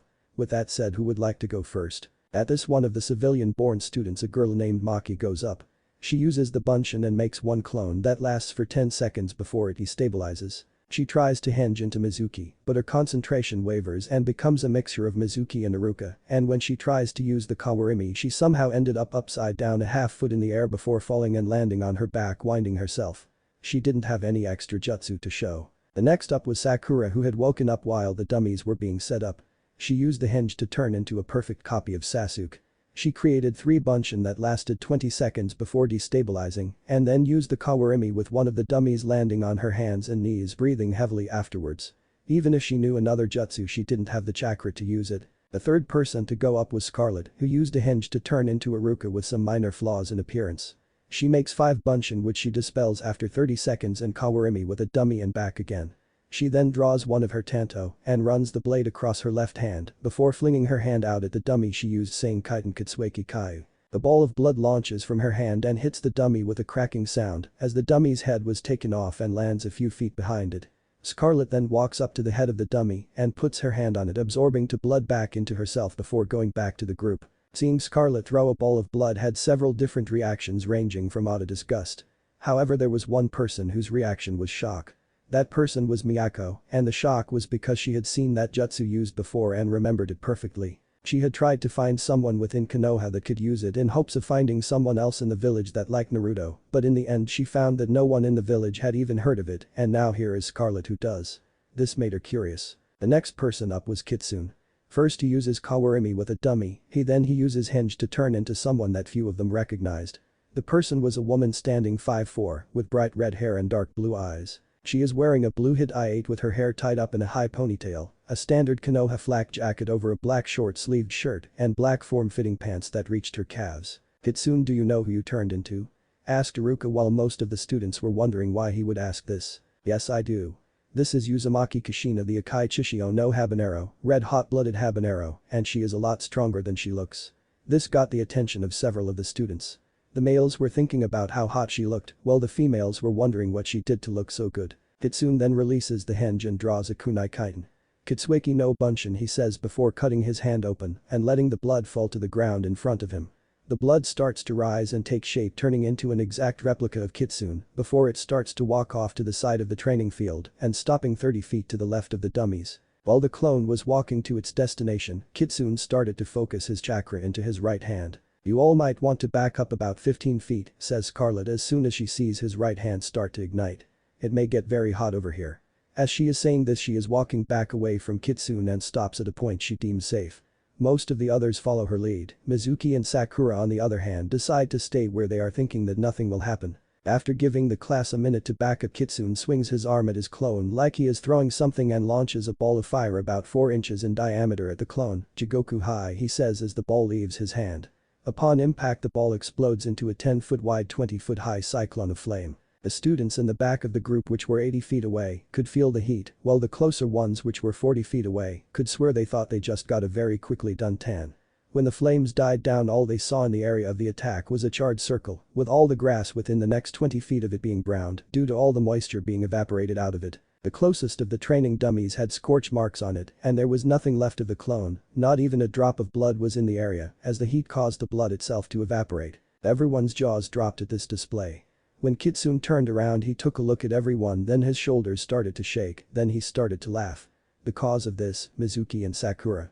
They stood so close that Mizuki's clipboard was turned to ash, and both of them were now missing their eyebrows. When the rest of the class saw this, everyone minus Scarlet was on the ground due to laughing so hard. Scarlet walks up to Kitsune while everyone is trying to get a hold of themselves. "Feeling better now?" she asks. "Much." Kitsune, they turn to see Iruka walking up to them. "What rank is that and how much chakra did you put into it?" "Well, it's supposed to be a low to mid C rank that hits one target, but I accidentally used 5 times the chakra I should have. That would put it to high B low A rank, I think," he says, rubbing the back of his neck before walking back to the rest of the class. End of class in the classroom. The rest of the day went without any problems. After the class was let out for the day, Kitsune and Scarlet stayed behind to talk with Iruka about helping the others with their training. "Iruka-sensei, could we talk to you for a minute?" "Sure Kitsune, what can I help you with?" "After class yesterday, some of our classmates found me and asked if I could help them with their training outside of class. I was wondering if doing so would be alright or if it might cause problems. It is preferable that students get their training from the instructors here in the academy or from their clans, but there is no rule or law stating that they can't train together. All I would ask is that you have an experienced shinobi watching over the group in case something happens. May I ask who came to you for help?" Originally it was only 6 people, Minami, Haru, Akio, Miyu, Ryu, and Yuko. However, when I mentioned it to some others, they asked to join in as well. Who were the others? Shino, Choji, Kiba, Hinata, Miyako, Shikamaru, and Hinata's sister Hanabi. This caught Iruka off guard. Most of these people were clan heirs, and they were asking an outsider for help. "One more question Kitsune. Did they tell you why they wanted you to help them instead of coming to Mizuki-sensei or myself?" "I actually asked them that as well. They said that you were already giving some others extra help and didn't want to run you ragged, and that Mizuki-sensei seemed to favor the Uchiha. They also said they wanted to keep their training secret from others in the class. It is true that I'm tutoring almost half of the civilian-born students in the class, and hiding your abilities is a common practice for shinobi, but I had no idea that Mizuki was playing favorites in class. I need to talk to Hokage-sama about this. In the meantime, I don't see any reason to deny this group training, so I'll approve it." "Very well Kitsune, I'll approve this group training session.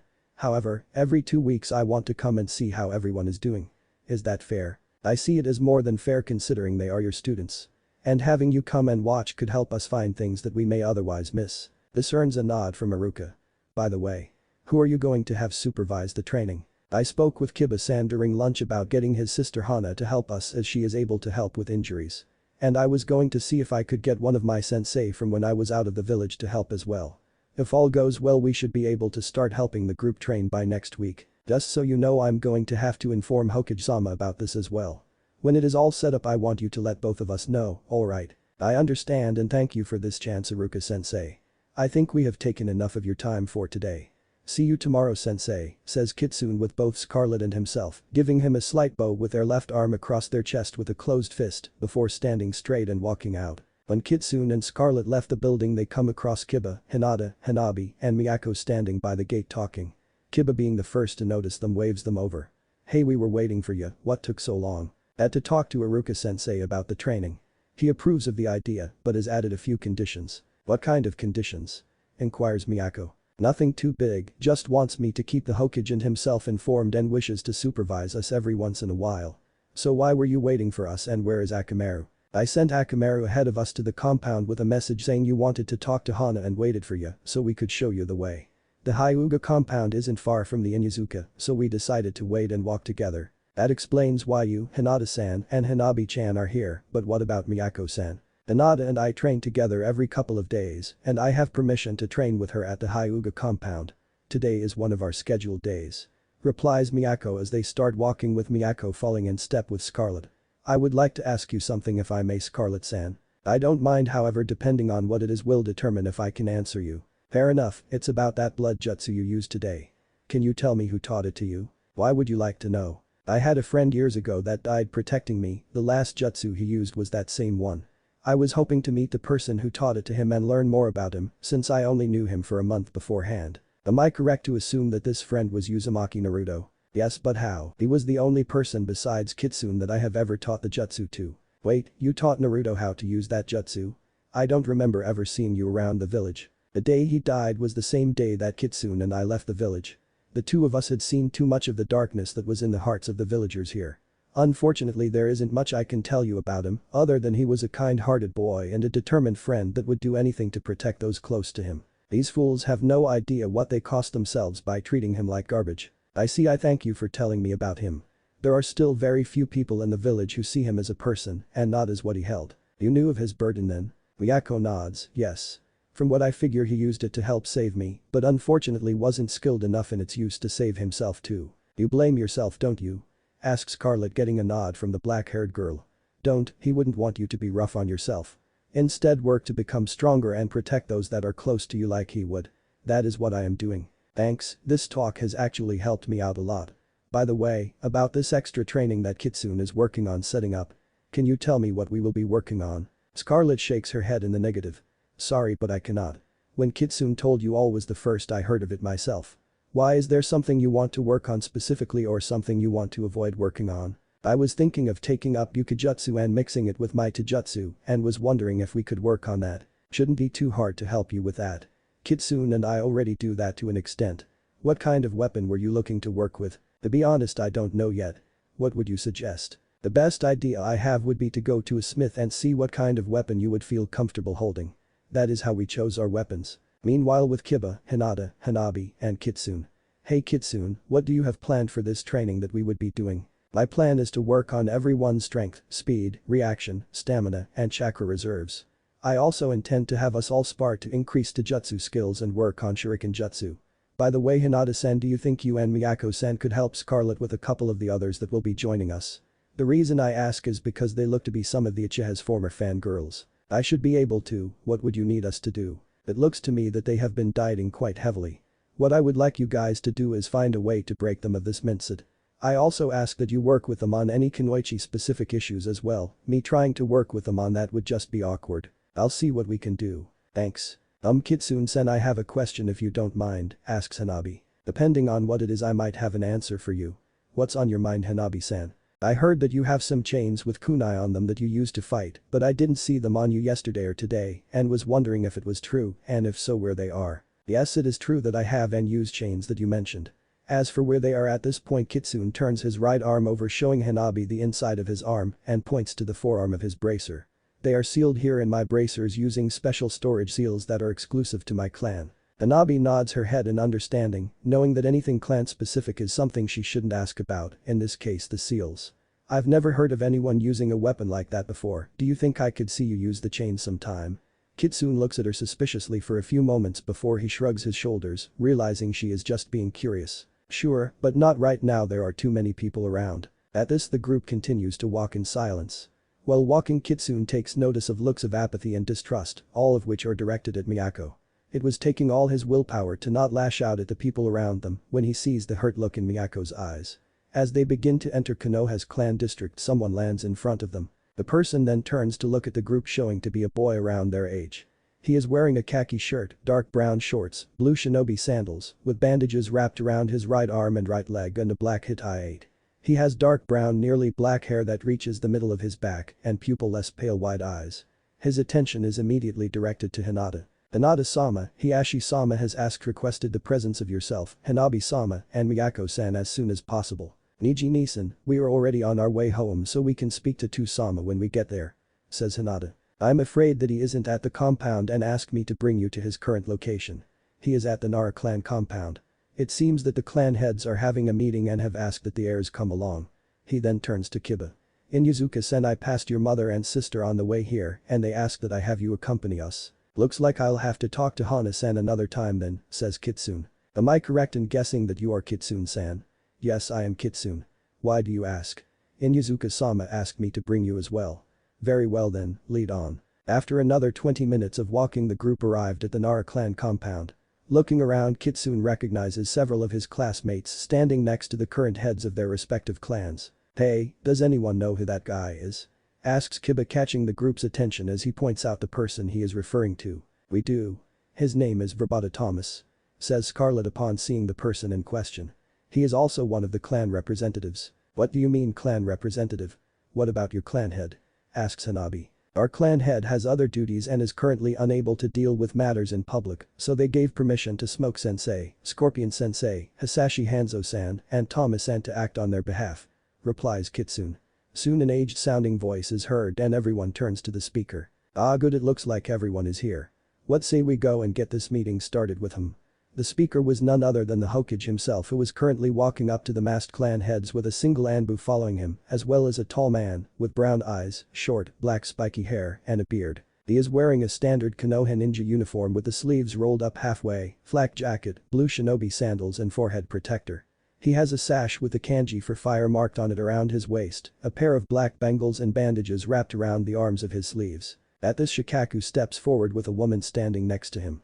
I welcome you to the Nara clan compound. If the clan heads and current heirs and heiresses will follow me, I will take you to the meeting hall and we can get this meeting started. As for everyone else, my wife Yoshino will attend to you. And with that he turns and leads the group into one of the larger buildings. As the one group left, Scarlet looks around to see that besides herself the only others still there are Hanabi, Kiba, Miyako, Niji, and the newly introduced Yoshino. Yoshino has long brown hair kept in a low ponytail with 3 strands framing her face. She wears a pink blouse and dark-colored skirt. She also wears a pair of simple hoop earrings. Excuse me Nara-sama, would you happen to have a training field we could use? Asks Scarlet, getting Yoshino's attention. First, no Nara-sama, I am not the clan head, so just call me Yoshino-san. Second, yes, we do have a training field. May I ask why? Miyako-san and Kiba-san are in my class in the academy and I thought we could train together for a bit while the heads have their meeting. I think that would be acceptable. Follow me. With that, Yoshino turns and leads them to the training field. Meeting. The meeting hall was a rather plain-looking yet large room with tables and chairs set up for everyone to sit at in a rough circle. It was in the very center of the largest building in the compound with no windows and one door in the middle of each wall. After everyone was seated, the Hokage gives a nod to Shikaku, who then speaks. I am sure all of you have some important clan business you have to deal with, so let's get this meeting started. Since we have a new clan joining us, why don't we start off by introducing ourselves and our heir-heiress?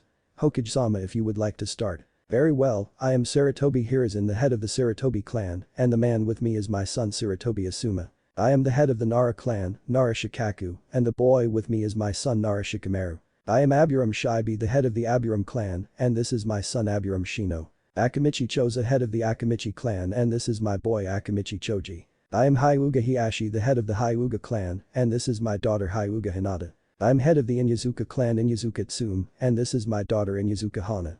Says Tsume, indicating the younger woman with her. Hana has long brown hair which she wears in a ponytail with 2 locks of hair framing her face over her large black eyes. She has the traditional fang-like tattoos of the Inyazuka clan on both of her cheeks, in addition to a tattoo on her upper right arm that resembles a flower.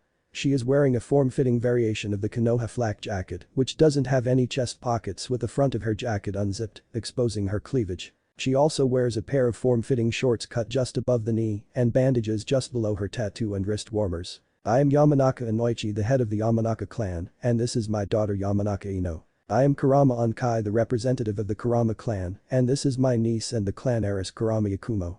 States Onkai, looking to the girl next to him. Yakumo possesses long brown hair and light brown eyes. Her hair is straight on one side, but on the other side it is in a braid. In addition, she sports a clip with 2 circular designs. She wears a pink kimono held closed by a pink sash with 2 pockets on the front. She also wears violet baggy pants and red mesh armor underneath her kimono and legs, along with sandals that are orange in color. I am Verbata Thomas, and I represent the joint Lin Kue Shirai Ryu clan. The boy with me is the clan heir Kitsune. Shikaku gives a nod. With that out of the way, is there anything you would like to ask Verbata-san? I do have a few questions. First is why we are meeting at a clan compound and not in the meeting chambers in the Hokage Tower. And the second is what the purpose of this meeting is. Those are both valid questions, responds Hiashi. To answer your first question, we have found hidden seals within the meeting chamber that both alert the civilian side of the council to any meetings and are used for spying on anyone in the room. We have tried several times to eliminate the seals, but someone either interferes or reapplies them. So we decided to hold Shinobi Council only meeting at clan homes every month, with the exception of emergencies. We rotate the location every month by a random draw held after the meeting that only the clan heads or representatives are privy to. At this point, Hiruzen takes over. While most here hold positions of power within the village, in this room we are all on the same level, we are all equals. That brings us to the answer to your second question. The purpose of this meeting is first to welcome you to Konoha and second for us all to go over current events within and without the village and make decisions based on that info. Regardless of what some people may think, we have members of our clans in almost every occupation in the village. This time it was Choza who spoke. We of the Akamichi, for example, have people in several restaurants, but we also have some in the outlying farmlands, construction, demolition, and craftsman services. Every clan also has something they contribute to the village outside of shinobi skills. Thomas nods with a look of understanding. I see. The Shirai Ryu and the Lin Kuei, well-called clans, had the same basic setup as shinobi villages. Right now there are only 5 members in our clan, the clan head who is currently doing jobs for Hokage-sama, Scorpion and Smoke, who are working on teaching Kitsune the customs of their respective clans and protecting the compound, and Scarlet and Kitsune, who are both students in the academy. When this meeting is over, I will speak to Smoke, Scorpion, and the head and see what we can contribute and inform you at the next meeting. I think we all would agree that would be acceptable, responds Shibi. I propose that we let the heirs leave to get to know each other. After all, the rest of this meeting is not something they need worry about. This was just to introduce everyone. Tsume gives a nod. I agree with Shibi. Let the pups mingle outside until we finish the meeting. I hear Kitsune has something he wishes to speak to Hana about. She then turns to Hana, only met once and already has an interest in you. Don't do anything I wouldn't, she says with a grin, causing Hana to blush in embarrassment but remains silent. She knows if she says anything the teasing will just get worse. But that the clan heiresses stand and give a bow of respect to the heads and go to leave. Kitsune was seated furthest from the door and is such the last to leave. As he is going through the door, he hears Tsume say something that stops him for a moment before he continues to meet with the others. Good to have you back, little fox, she says with a smile. The rest of the clan heads look at her with a wide-eyed expression. There was only one person that Tsume ever called that. Nara clan meeting hall. Tsume was sitting with a happy smile on her face. The reason for the smile? The son of one of her closest friends was here alive and well. And he remembers her, even after 10 years, if his response to what she said meant anything. Everyone else in the room, however, was looking at her with confused expressions. Everyone except for the lone Anbu, who was mentally kicking herself. How could she forget? Tsume never forgets a scent, and because of that both Kitsune and herself will most likely be exposed here. Tsume-san, would you mind telling me why you just referred to my charge as little fox? Inquires Thomas. At this, Tsume simply looks at him. I have no problem with telling you why, however, I would like you and the Anbu over there to come clean about who you are. Do we have a deal? Hearing this, everyone looks to Tsume, then Thomas, then the Anbu named Vixen, then back to Tsume before Vixen steps forward. I had hoped to keep our identities hidden for a while longer, but that seems to be an impossibility now. However, before we tell you anything, one more person should be present. She brings her right hand up and makes a single hand sign before in a plume of smoke, a copy of her appears before disappearing in a shunshin, body flicker. My clone will bring the other person of interest, then we can continue this meeting, if that is agreeable to everyone. Nobody had any objections. It was several minutes before there was a knock on the door, followed by a young woman opening it. Sorry to disturb you, Shikaku-sama, but there is an Anbu out here with a man saying that they are expected. Thank you, Sarah, please let them in and return to your duties. The woman nods before closing the door and leaving. Shortly after, the door opens again. This time Vixen's clone comes in, followed by a man wearing a black bodysuit, showing arms with a yellow overlay covering his shoulders and torso, black fingerless gloves, and a yellow headband. He has his dark hair tied back in a high ponytail with a goatee and mustache. The clone looks to Vixen before nodding to her and dispelling itself. You asked for my attendance, Vixen. He says in a rough voice. Yes, Hanzo, it looks like my time away from Konoha caused me to forget a few things. One of which was how sharp Tsume's nose is. She looks at Tsume. You ask for us to reveal who we are, the only thing we ask is that what we say doesn't leave this room. She looks around the room, is this acceptable? The clan heads look to each other silently debating before nodding and look to Vixen. Hiruzen is the first to speak. I already know what it is that you wish to keep hidden and see no threat to the village. But in this room, I am not the Hokage, just another clan head, and as such have no authority over things, unless they are a threat to the village. Please tell them what they wish to know, Vixen. Where to begin? I guess I should start with this. As she speaks, Vixen removes her mask, and as she does, her hair color and voice change. The mask I wear has several seals that are meant to conceal my identity, but the one thing it was never able to hide was my scent. I am Uzumaki Kushina, and to all of you here, I thank you for trying to help my son, Uzumaki Naruto, during his first 5 years of life here in Konoha. As for who Kitsune and these two are, the man in yellow is Hisashi Hanzo, the current grandmaster of the Shirai Ryu clan, but he is also known as Scorpion. The man in gray is Verbata Thomas, the current grandmaster of the Lin Kuei, but he is also known as Smoke. Kitsune is the heir to both of their clans as well as mine and my husband's name. Kitsune is Uzumaki Naruto and he is my son. I trust that is what you wanted to hear from me, Tsum. At this everyone in the room save Hiruzen stopped. Shibi's bugs had gone silent, Choza who had been snacking stopped mid-chew, Shikaku looked like his brain was trying to reset, Hiashi was staring at the three with wide eyes, Inoichi was trying to find anything to tell if she was lying, Ankai was trying to release a genjutsu, and Tsum was smiling. After a few minutes, the room breaks out in a cacophony of questions ranging from how she was alive, to where she has been for the last 15 years, to where she met Scorpion and Smoke, to how could she leave Naruto alone. After a minute Kushina raises her hand to try and get everyone's attention. To answer your questions, for the last 15 years I have been in a place called the Nether Realm. This is where I met Hanzo-san and Tama-san, as well as where I met Naruto 10 years ago. As to how I am alive now, I couldn't tell you as I'm not entirely sure myself. And finally, as to leaving Naruto alone for 5 years, do you really think I would do that of my own free will? She says, yelling the last part. Everyone takes a few minutes to think over what she said before Shikaku speaks. You say you were in a place called the Nether Realm, yet you also say you were dead, how is that possible? You caught that, did you? The Nether Realm is the true name for what we call the underworld, the land of the dead, or more commonly hell, says Kushina. So yes, I was killed during the Kyuubi's rampage, but that was because of someone attacking the hidden location I was in while giving birth to Naruto. This person extracted Kyuubi from its seal and summoned it in the village, and before you ask, the former Jinchuriki of the Fox was myself. The clan heads all sit in silence to let their minds process these revelations. As they were going over everything that had been said, there was a knock on the door and the same young woman from before opened it. Looking in, she found all clan heads and an Anbu had eyes on her. Excuse me, Shikaku-sama, but there is an issue at the clan training grounds. Some of our guests are having some problems with each other, says Sarah. Lady Yoshino asked that everyone come to ground so it could be resolved. I understand, tell Yoshino we are on our way. Before you go, can you tell us the parties involved? When I left, the Hyuga boy had apparently insulted everyone and the boy named Kitsune started to take on a strange appearance. Please hurry, it looked like they were about to come to blows. Damn it, I told him not to use that, says Hanzo before he is engulfed in flames. When he steps out of them, Scorpion is standing before them. We have to hurry, if what she says is true everyone there is in danger. Very well, follow me, I'll take you to the training grounds, says Shikaku. While the heads were having their meeting, as Yoshino is leading the 1 genin and 4 shinobi in training to the training grounds, Scarlet feels a tugging on the back of her kimono. Stopping, she turns her head and sees Hanabi holding her top with her head lowered. Is something wrong, Hanabi-san? She asks. Hanabi looks up at her. I want to thank you for yesterday and was wondering how your chest is doing after what happened, says Hanabi. Don't worry about it and I'm fine, but how did you know about it? Did your sister or father tell you what had happened? Hanabi shakes her head. No, they have been trying to keep me in the dark about it. I saw what happened for myself.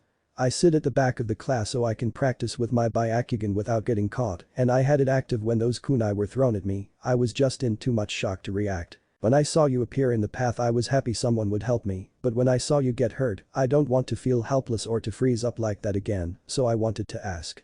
Could you please help me with training? You do remember what Kitsune said, right? We will talk to your father first and then I shall train you. But for now, let's catch up with the others and you can show me what I have to work with. Okay, says Hanabi, sounding a little depressed before she realized the way Scarlet worded her sentence.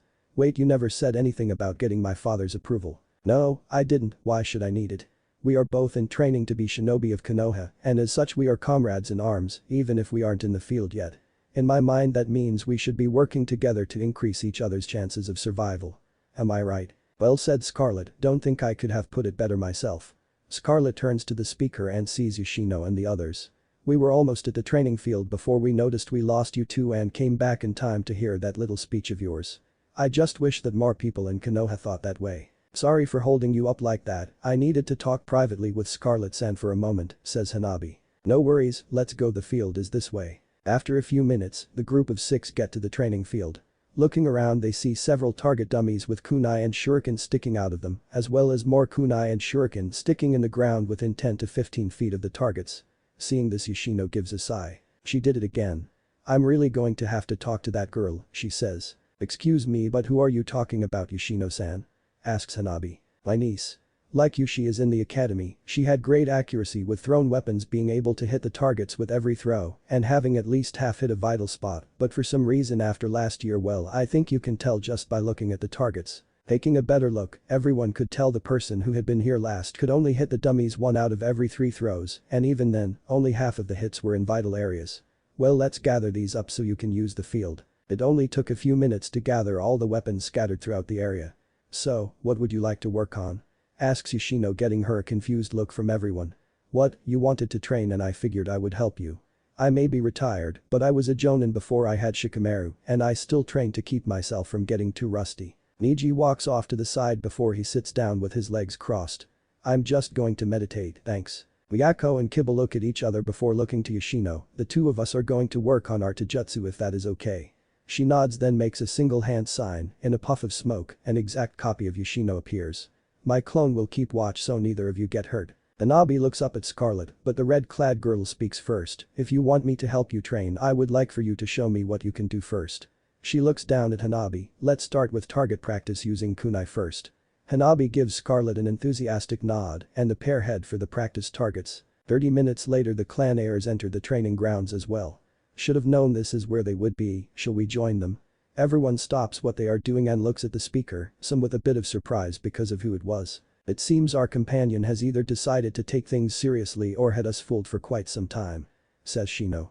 "So, which is it, Ino?" Ino crosses her arms with a hump. "I was only acting like I was a fangirl. You guys know that Sakura and I were friends in the early years of the academy. I was trying to help her with her confidence at first and later trying to get her to train. After what Sasuke did, I think it's time I dropped the act and took things a bit more serious myself." "Good to know," says Yoshino. "So who wants to work on what at the moment?" "HMP, it doesn't matter what they work on," Niji says as he opens his eyes. "The weak will always be weak." He looks around at everyone there before his gaze falls on Hinata, a weakling heiress that is close to being replaced by someone 5 years their junior. His gaze moves to Hanabi, a child who is trying too hard to please their elders. He looks to Yakumo, yet another weakling heiress, but this one can't even control the power she does have. He looks to Miyako, an unwanted orphan. Look at Shikamaru, Ino, and Choji, a lazy fool, a bimbo, and a fat coward. He looks at Kiba, and a runt that just doesn't know his place. There is a rattling sound, and Niji moves his head just before a kunai attached to a chain impacts the tree Niji was sitting against. "Damn, I missed." Kitsune flicks his wrist and pulls his chain back. "Then again, Scorpion-sensei would be cross with me if I got my chains dirtied on useless shit." Niji narrows his eyes. "What do you mean useless shit? If that had connected it would have hit your brain, as I said useless shit, since it is obvious that you aren't using it. Think about it, every one of us here is training to be shinobi, and as such we will be expected to watch each other's backs out in the field. And you just insulted most of us, that is a sure way to get your throat cut in your sleep. And I don't mean by an enemy." Miyako takes this moment to speak her mind. "You call us weaklings, Niji, but you know next to nothing about any of us. We train to get better and correct the flaws in our abilities. You would know this if you actually tried to make friends or work with other people." Kiba steps up, clenching and unclenching his fists. "Don't waste your breath, guys, this guy has his head so far up his ass, even his Byakugan is blinded by the shit. Let's get back to training." Turning tail like a whipped dog, "Seems you might know your place after all," taunts Niji. "No, we just don't want to leave a bloody mess for our hosts to deal with. After all, ain't it said that the ones who talk the most trash are the weakest?" replies Kiba. Shikamaru face palms, "Not doing yourself any favors with that statement, Kiba. The weak will always be weak, it is their fate. Even if you are clan heirs, you should all just give up on getting anywhere as shinobi," Niji says with an arrogant smirk, which quickly leaves his face as he is forced to jump away from a softball-sized fireball hits the tree, incinerating it. Looking at where it came from, everyone sees Kitsune with his right hand out and flames dancing over his body. His fingers are now clawed and his eyes are glowing crimson. He begins to grow in size and bulk, gaining an additional foot in height and 50 pounds of compacted muscle. He grows a coat of burnt orange fur, a muzzle and a tail, as he slouches over slightly, his clothing merging in with his new form. "Everyone get away from him," Scarlet yells as she draws her blades. "We need to get Scorpion or Smoke now." Yoshino immediately calls for someone to run to the meeting hall for assistance as Scarlet prepares to engage Kitsune. Scarlet hears some steps on either side of her, glancing over she sees Miyako, Kiba, Hinata, and Shino on her right and Shikamaru, Ino, and Choji on her left. "I told you all to get back, this isn't going to be a spar. He will be coming with intent to kill. We're not leaving this to you alone," says Kiba. "He's right, we won't leave you alone to fight." "So, what are we dealing with here?" says Shikamaru. Kitsune lunges forward, bringing his claws down in an angled swing. The speed, while impressive, was still something the shinobi in training could avoid as they jump back or to the side, while Scarlet uses her tanto to block the strike. Scarlet's eyes, it is a clan technique called animality. It allows one to become their totem animal and gives a boost to the user's natural abilities as well as access to abilities based on the animal. She ducks under another swipe from Kitsune before redirecting another with her Tanto. Kitsune however is still learning it, she blocks 2 more swings before being knocked back by a kick to the chest. He tends to cough transform when his anger gets out of control, and he loses all rational thought. This doesn't make any sense, he has multiple targets, yet he is only attacking me. Even while training he never went after me, what is different this time? Kitsune charges forward again, however Scarlet notices that his line of movement is several feet to her left. Risking a quick glance over her shoulder she realizes Kitsune was never after her. As she turns back Kitsune does a backhanded swing with his left arm, knocking Scarlet to the side before she can react and continues towards Yoshino, Hanabi, Yakumo, and Niji. Niji gets into his Juuken stance and activates his Byakugan. Upon activating it, he lets out a gasp of surprise. Before he can recover Kitsune is on him with his right claw poised to strike, however he stops just inches from ripping into Niji. Kage main no jutsu, shadow imitation, success, Niji get out of there, I can't hold him for long. Scarlet, how do we turn him back to normal? Scarlet gets to her feet, we have to knock him out. Any way will work as anything less than maiming or death will be healed when he returns to normal. Damn, 2 hits and it feels like he may have cracked a few of my ribs. We have to stop him fast, before it wakes up. While Kitsune struggles with Shikamaru's jutsu Choji calls out Bubenbaika no jutsu, partial multi-size technique, enlarging his hands and arms and grabbing Kitsune. Yoshino then grabs Hanabi and Yakumo before using a shunshin to move them to the other side of the field, with Niji making his way around on foot. Before he gets too far Scarlet yells to him. Stay away from them Niji, you will just put them in harm's way. This causes Niji to turn to her. What do you mean it will put them in harm's way? Just being here puts them at risk of that thing attacking them. That thing as you call him is still a person, and he is only after one thing, the one who pissed him off.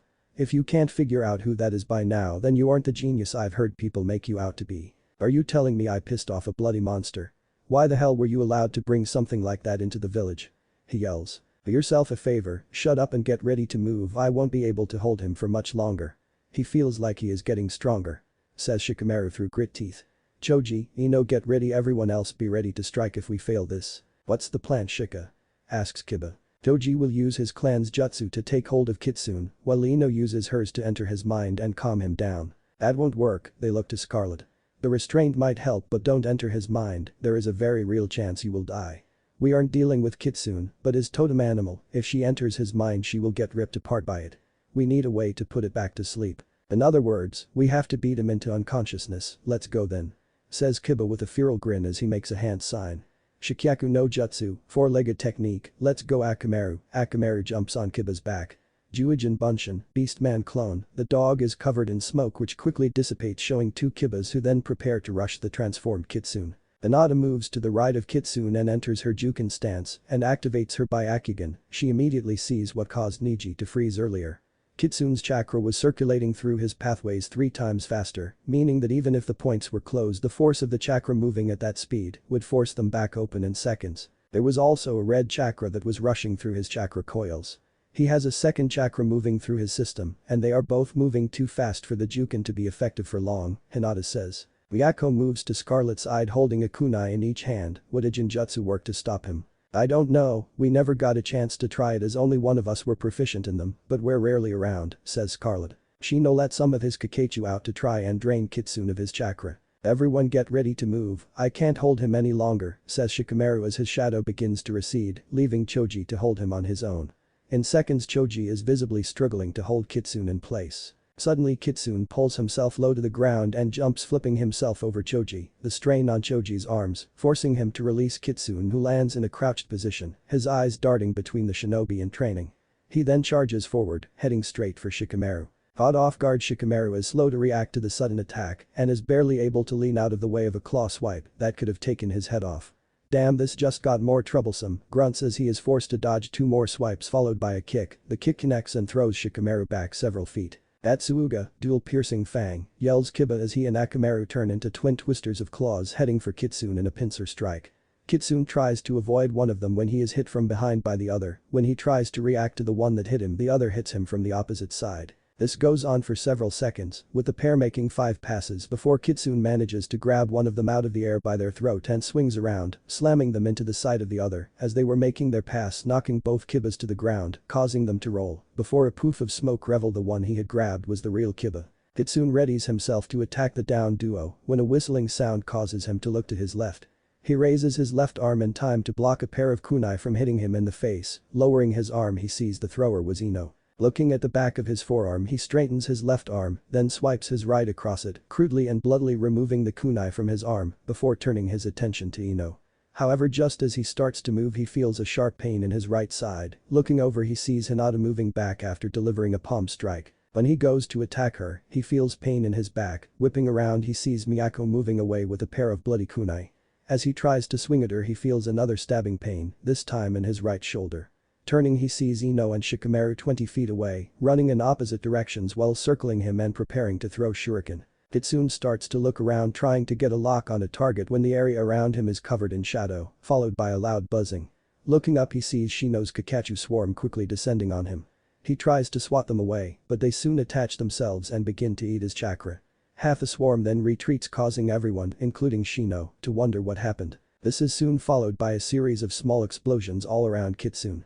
This causes Shino to call his swarm back. "My Kakachu are no good." Half managed to start eating his chakra, but the other half sensed something was wrong, so they backed off. The explosions were the Kakachu that did eat his chakra. It is laced with elemental chakra and is extremely potent.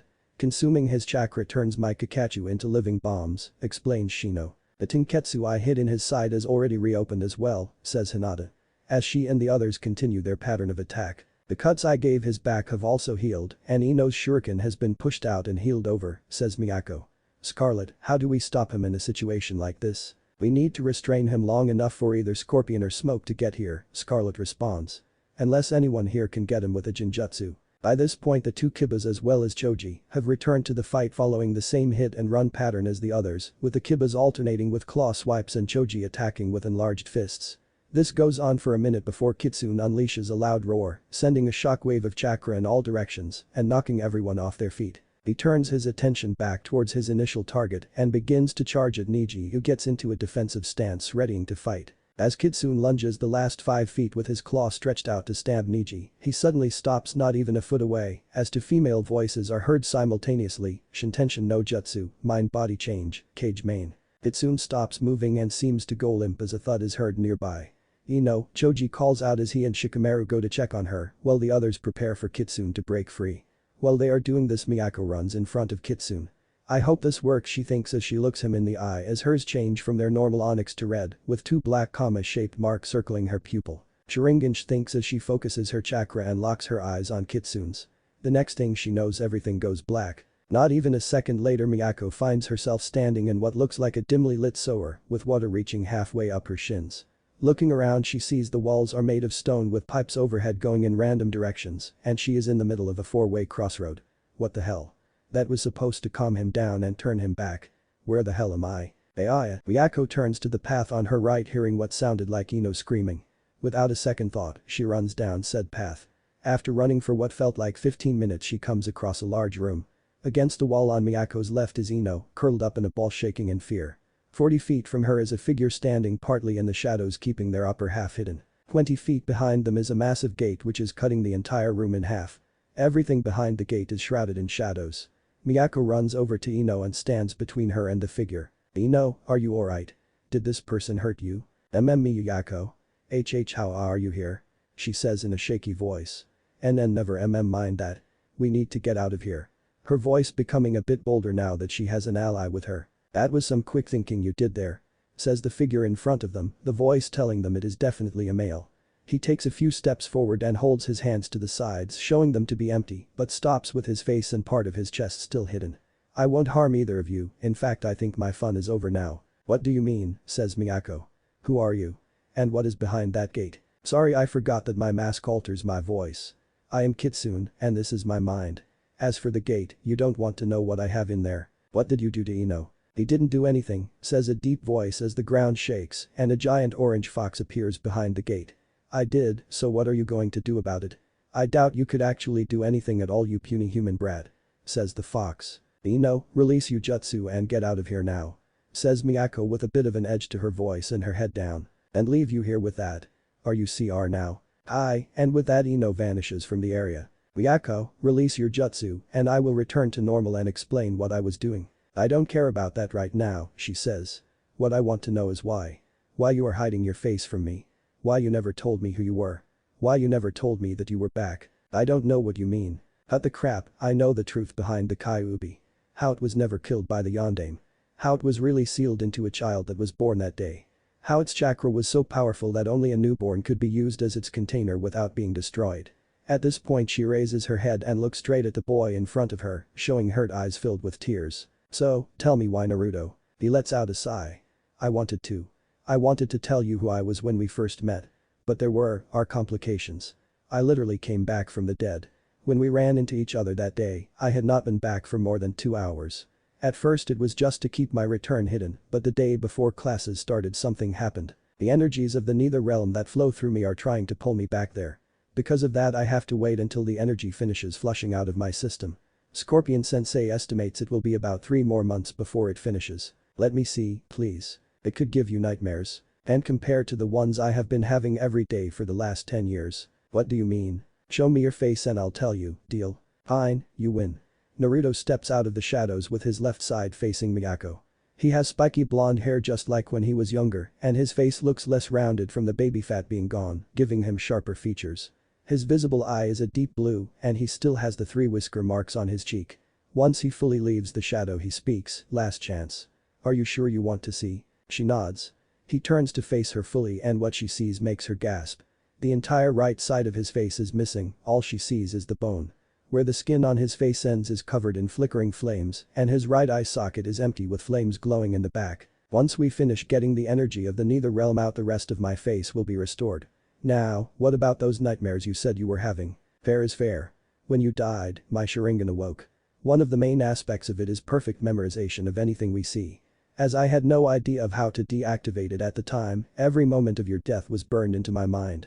Every night since then when I have gone to sleep, I would relive it again at least once a night. The only ones that know any of this are Sandaime-sama, Hiashi-sama, Hinata, and now you. And besides them and a few others, most of the village treats me similar to how they used to treat you.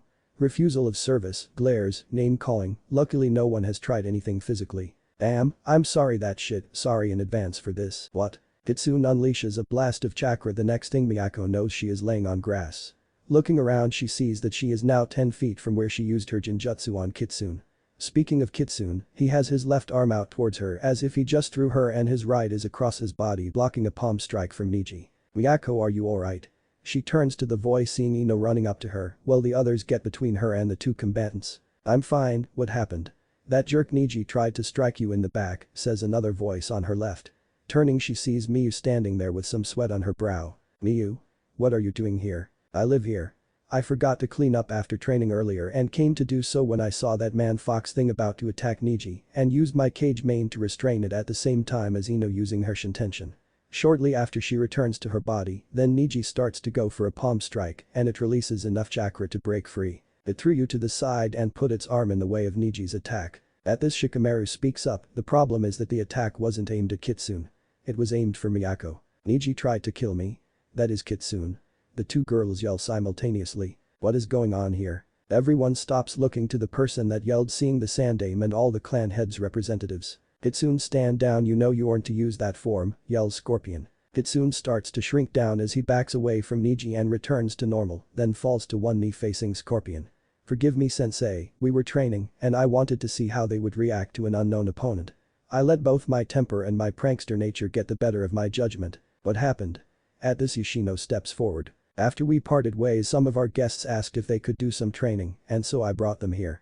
After a bit, the clan heirs joined us, but before they could start training Niji-san proceeded to insult every one of the heirs.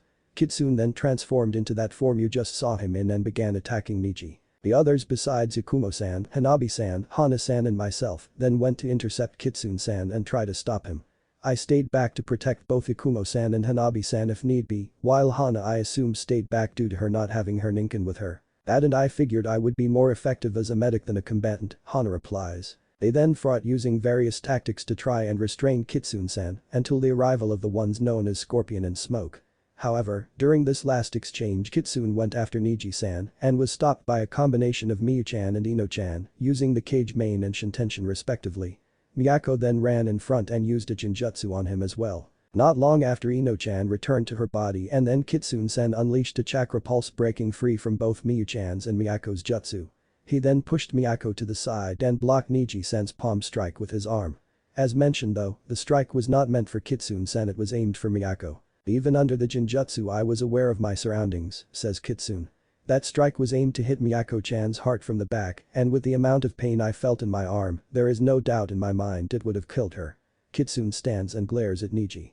What I want to know is why you would try and kill a potential comrade during a training session while they were protecting you. I would like to know this as well, Niji, says Hiashi. Why would you dishonor the Hyuga clan in this way? Niji just stays silent. I didn't want to use this, says Hiashi as he raises his hand making a hand sign. Tell us the reason for your actions, Niji. I was under orders. Whose orders? Asks Hiruzen. The Hyuga elders. They say that us housing the demon slut in the compound is dishonorable to the clan, and if I was to kill her, it would restore that lost honor, and they would remove this blasted seal from my head. The elders never did like me, says Miyako. They always treated me poorly, heck they treated me worse than they treated the branch members. The reason I never said anything was because they never did anything to me physically, and they made threats towards Hinata and Hanabi-chan if I said anything. Niji, the elders lied to you, there is no known way to remove the seal without killing the sealed. They made sure of that themselves. As for dishonoring the clan, they have caused more damage to the clan's honor than they may think with this. It looks like I am going to have a serious talk with them. Niji, even if it was an order by your clan's elders, what you have done is a crime. Says Hiruzen. Therefore, you are suspended from active duty and to be placed under house arrest for the next 4 months. As for the Hyuga elders, he looks over to Hiashi. I will be giving them a punishment that they deserve, says Hiashi. With what has been said, it is obvious that it is unsafe for Miyako-chan to stay at the Hyuga compound any longer. I would like to extend an invitation for her to stay with us at the Shirai-Ryulin Kue compound. Kitsune, are you sure about this? Asks Thomas. I'm sure, besides, he puts a hand to the right side of his face. She already knows. Speaking of, Ino-san. He turns to Ino. I would appreciate it if you keep what you say in my mind to yourself, at least until I tell you otherwise, please. Ino gives him a nod. Thomas nods. Very well, she may join us if she wishes. I believe we all have had a rather eventful day, says Hiruzen. What say we all return home so we can deal with our own clan issues. I however must return to my office. Good night everyone. And with that the Sandaime disappears in a swirl of leaves. I thank you for having us, Shikaku, but now it seems I too must go. I have some unruly elders that need to be dealt with. Says Hiashi. Come along Hinata, Hanabi, Niji. The rest of the visiting clan say their goodbyes before departing, leaving Scorpion, Thomas, Shikaku, Yoshino, Shikamaru, Miyu, Kitsune, Scarlet and Miyako. Thomas looks to the Naras. I thank you for the hospitality and I also apologize for any trouble we caused. Shikaku waves him off, don't worry about it. I hear the Kitsune is thinking of getting a group together to train with. I have no problem with it, having them train together could help with both individual and team-based skills. Do you think he would mind if I came by to give them some pointers? I don't think they would mind, after all the ones training them will be either Smoke or myself. Says Scorpion. And we will make sure they are ready for when they go out there. That is all I would ask. Good night Scorpion-san, Thomas-san. Meanwhile, not far off from the clan head's representatives. Were you serious about having me live with you in your compound? Asks Miyako. Yes, I was. You were one of the only real friends I had before I left. I think it is the least I could do in this situation. Says Kitsune. Miyako lunges forward, wrapping Kitsune in a hug. Thank you. Thank you for coming back. I promise I won't leave you like that again. Says Kitsune as he returns the hug. Let's go home. What if Naruto was banished Mortal Kombat? Thanks for watching my video till the end. If you enjoy this content, then do consider subscribing to my channel and leave a like if you guys need the next part, comment down, and thanks for watching the video and see you guys in the next video.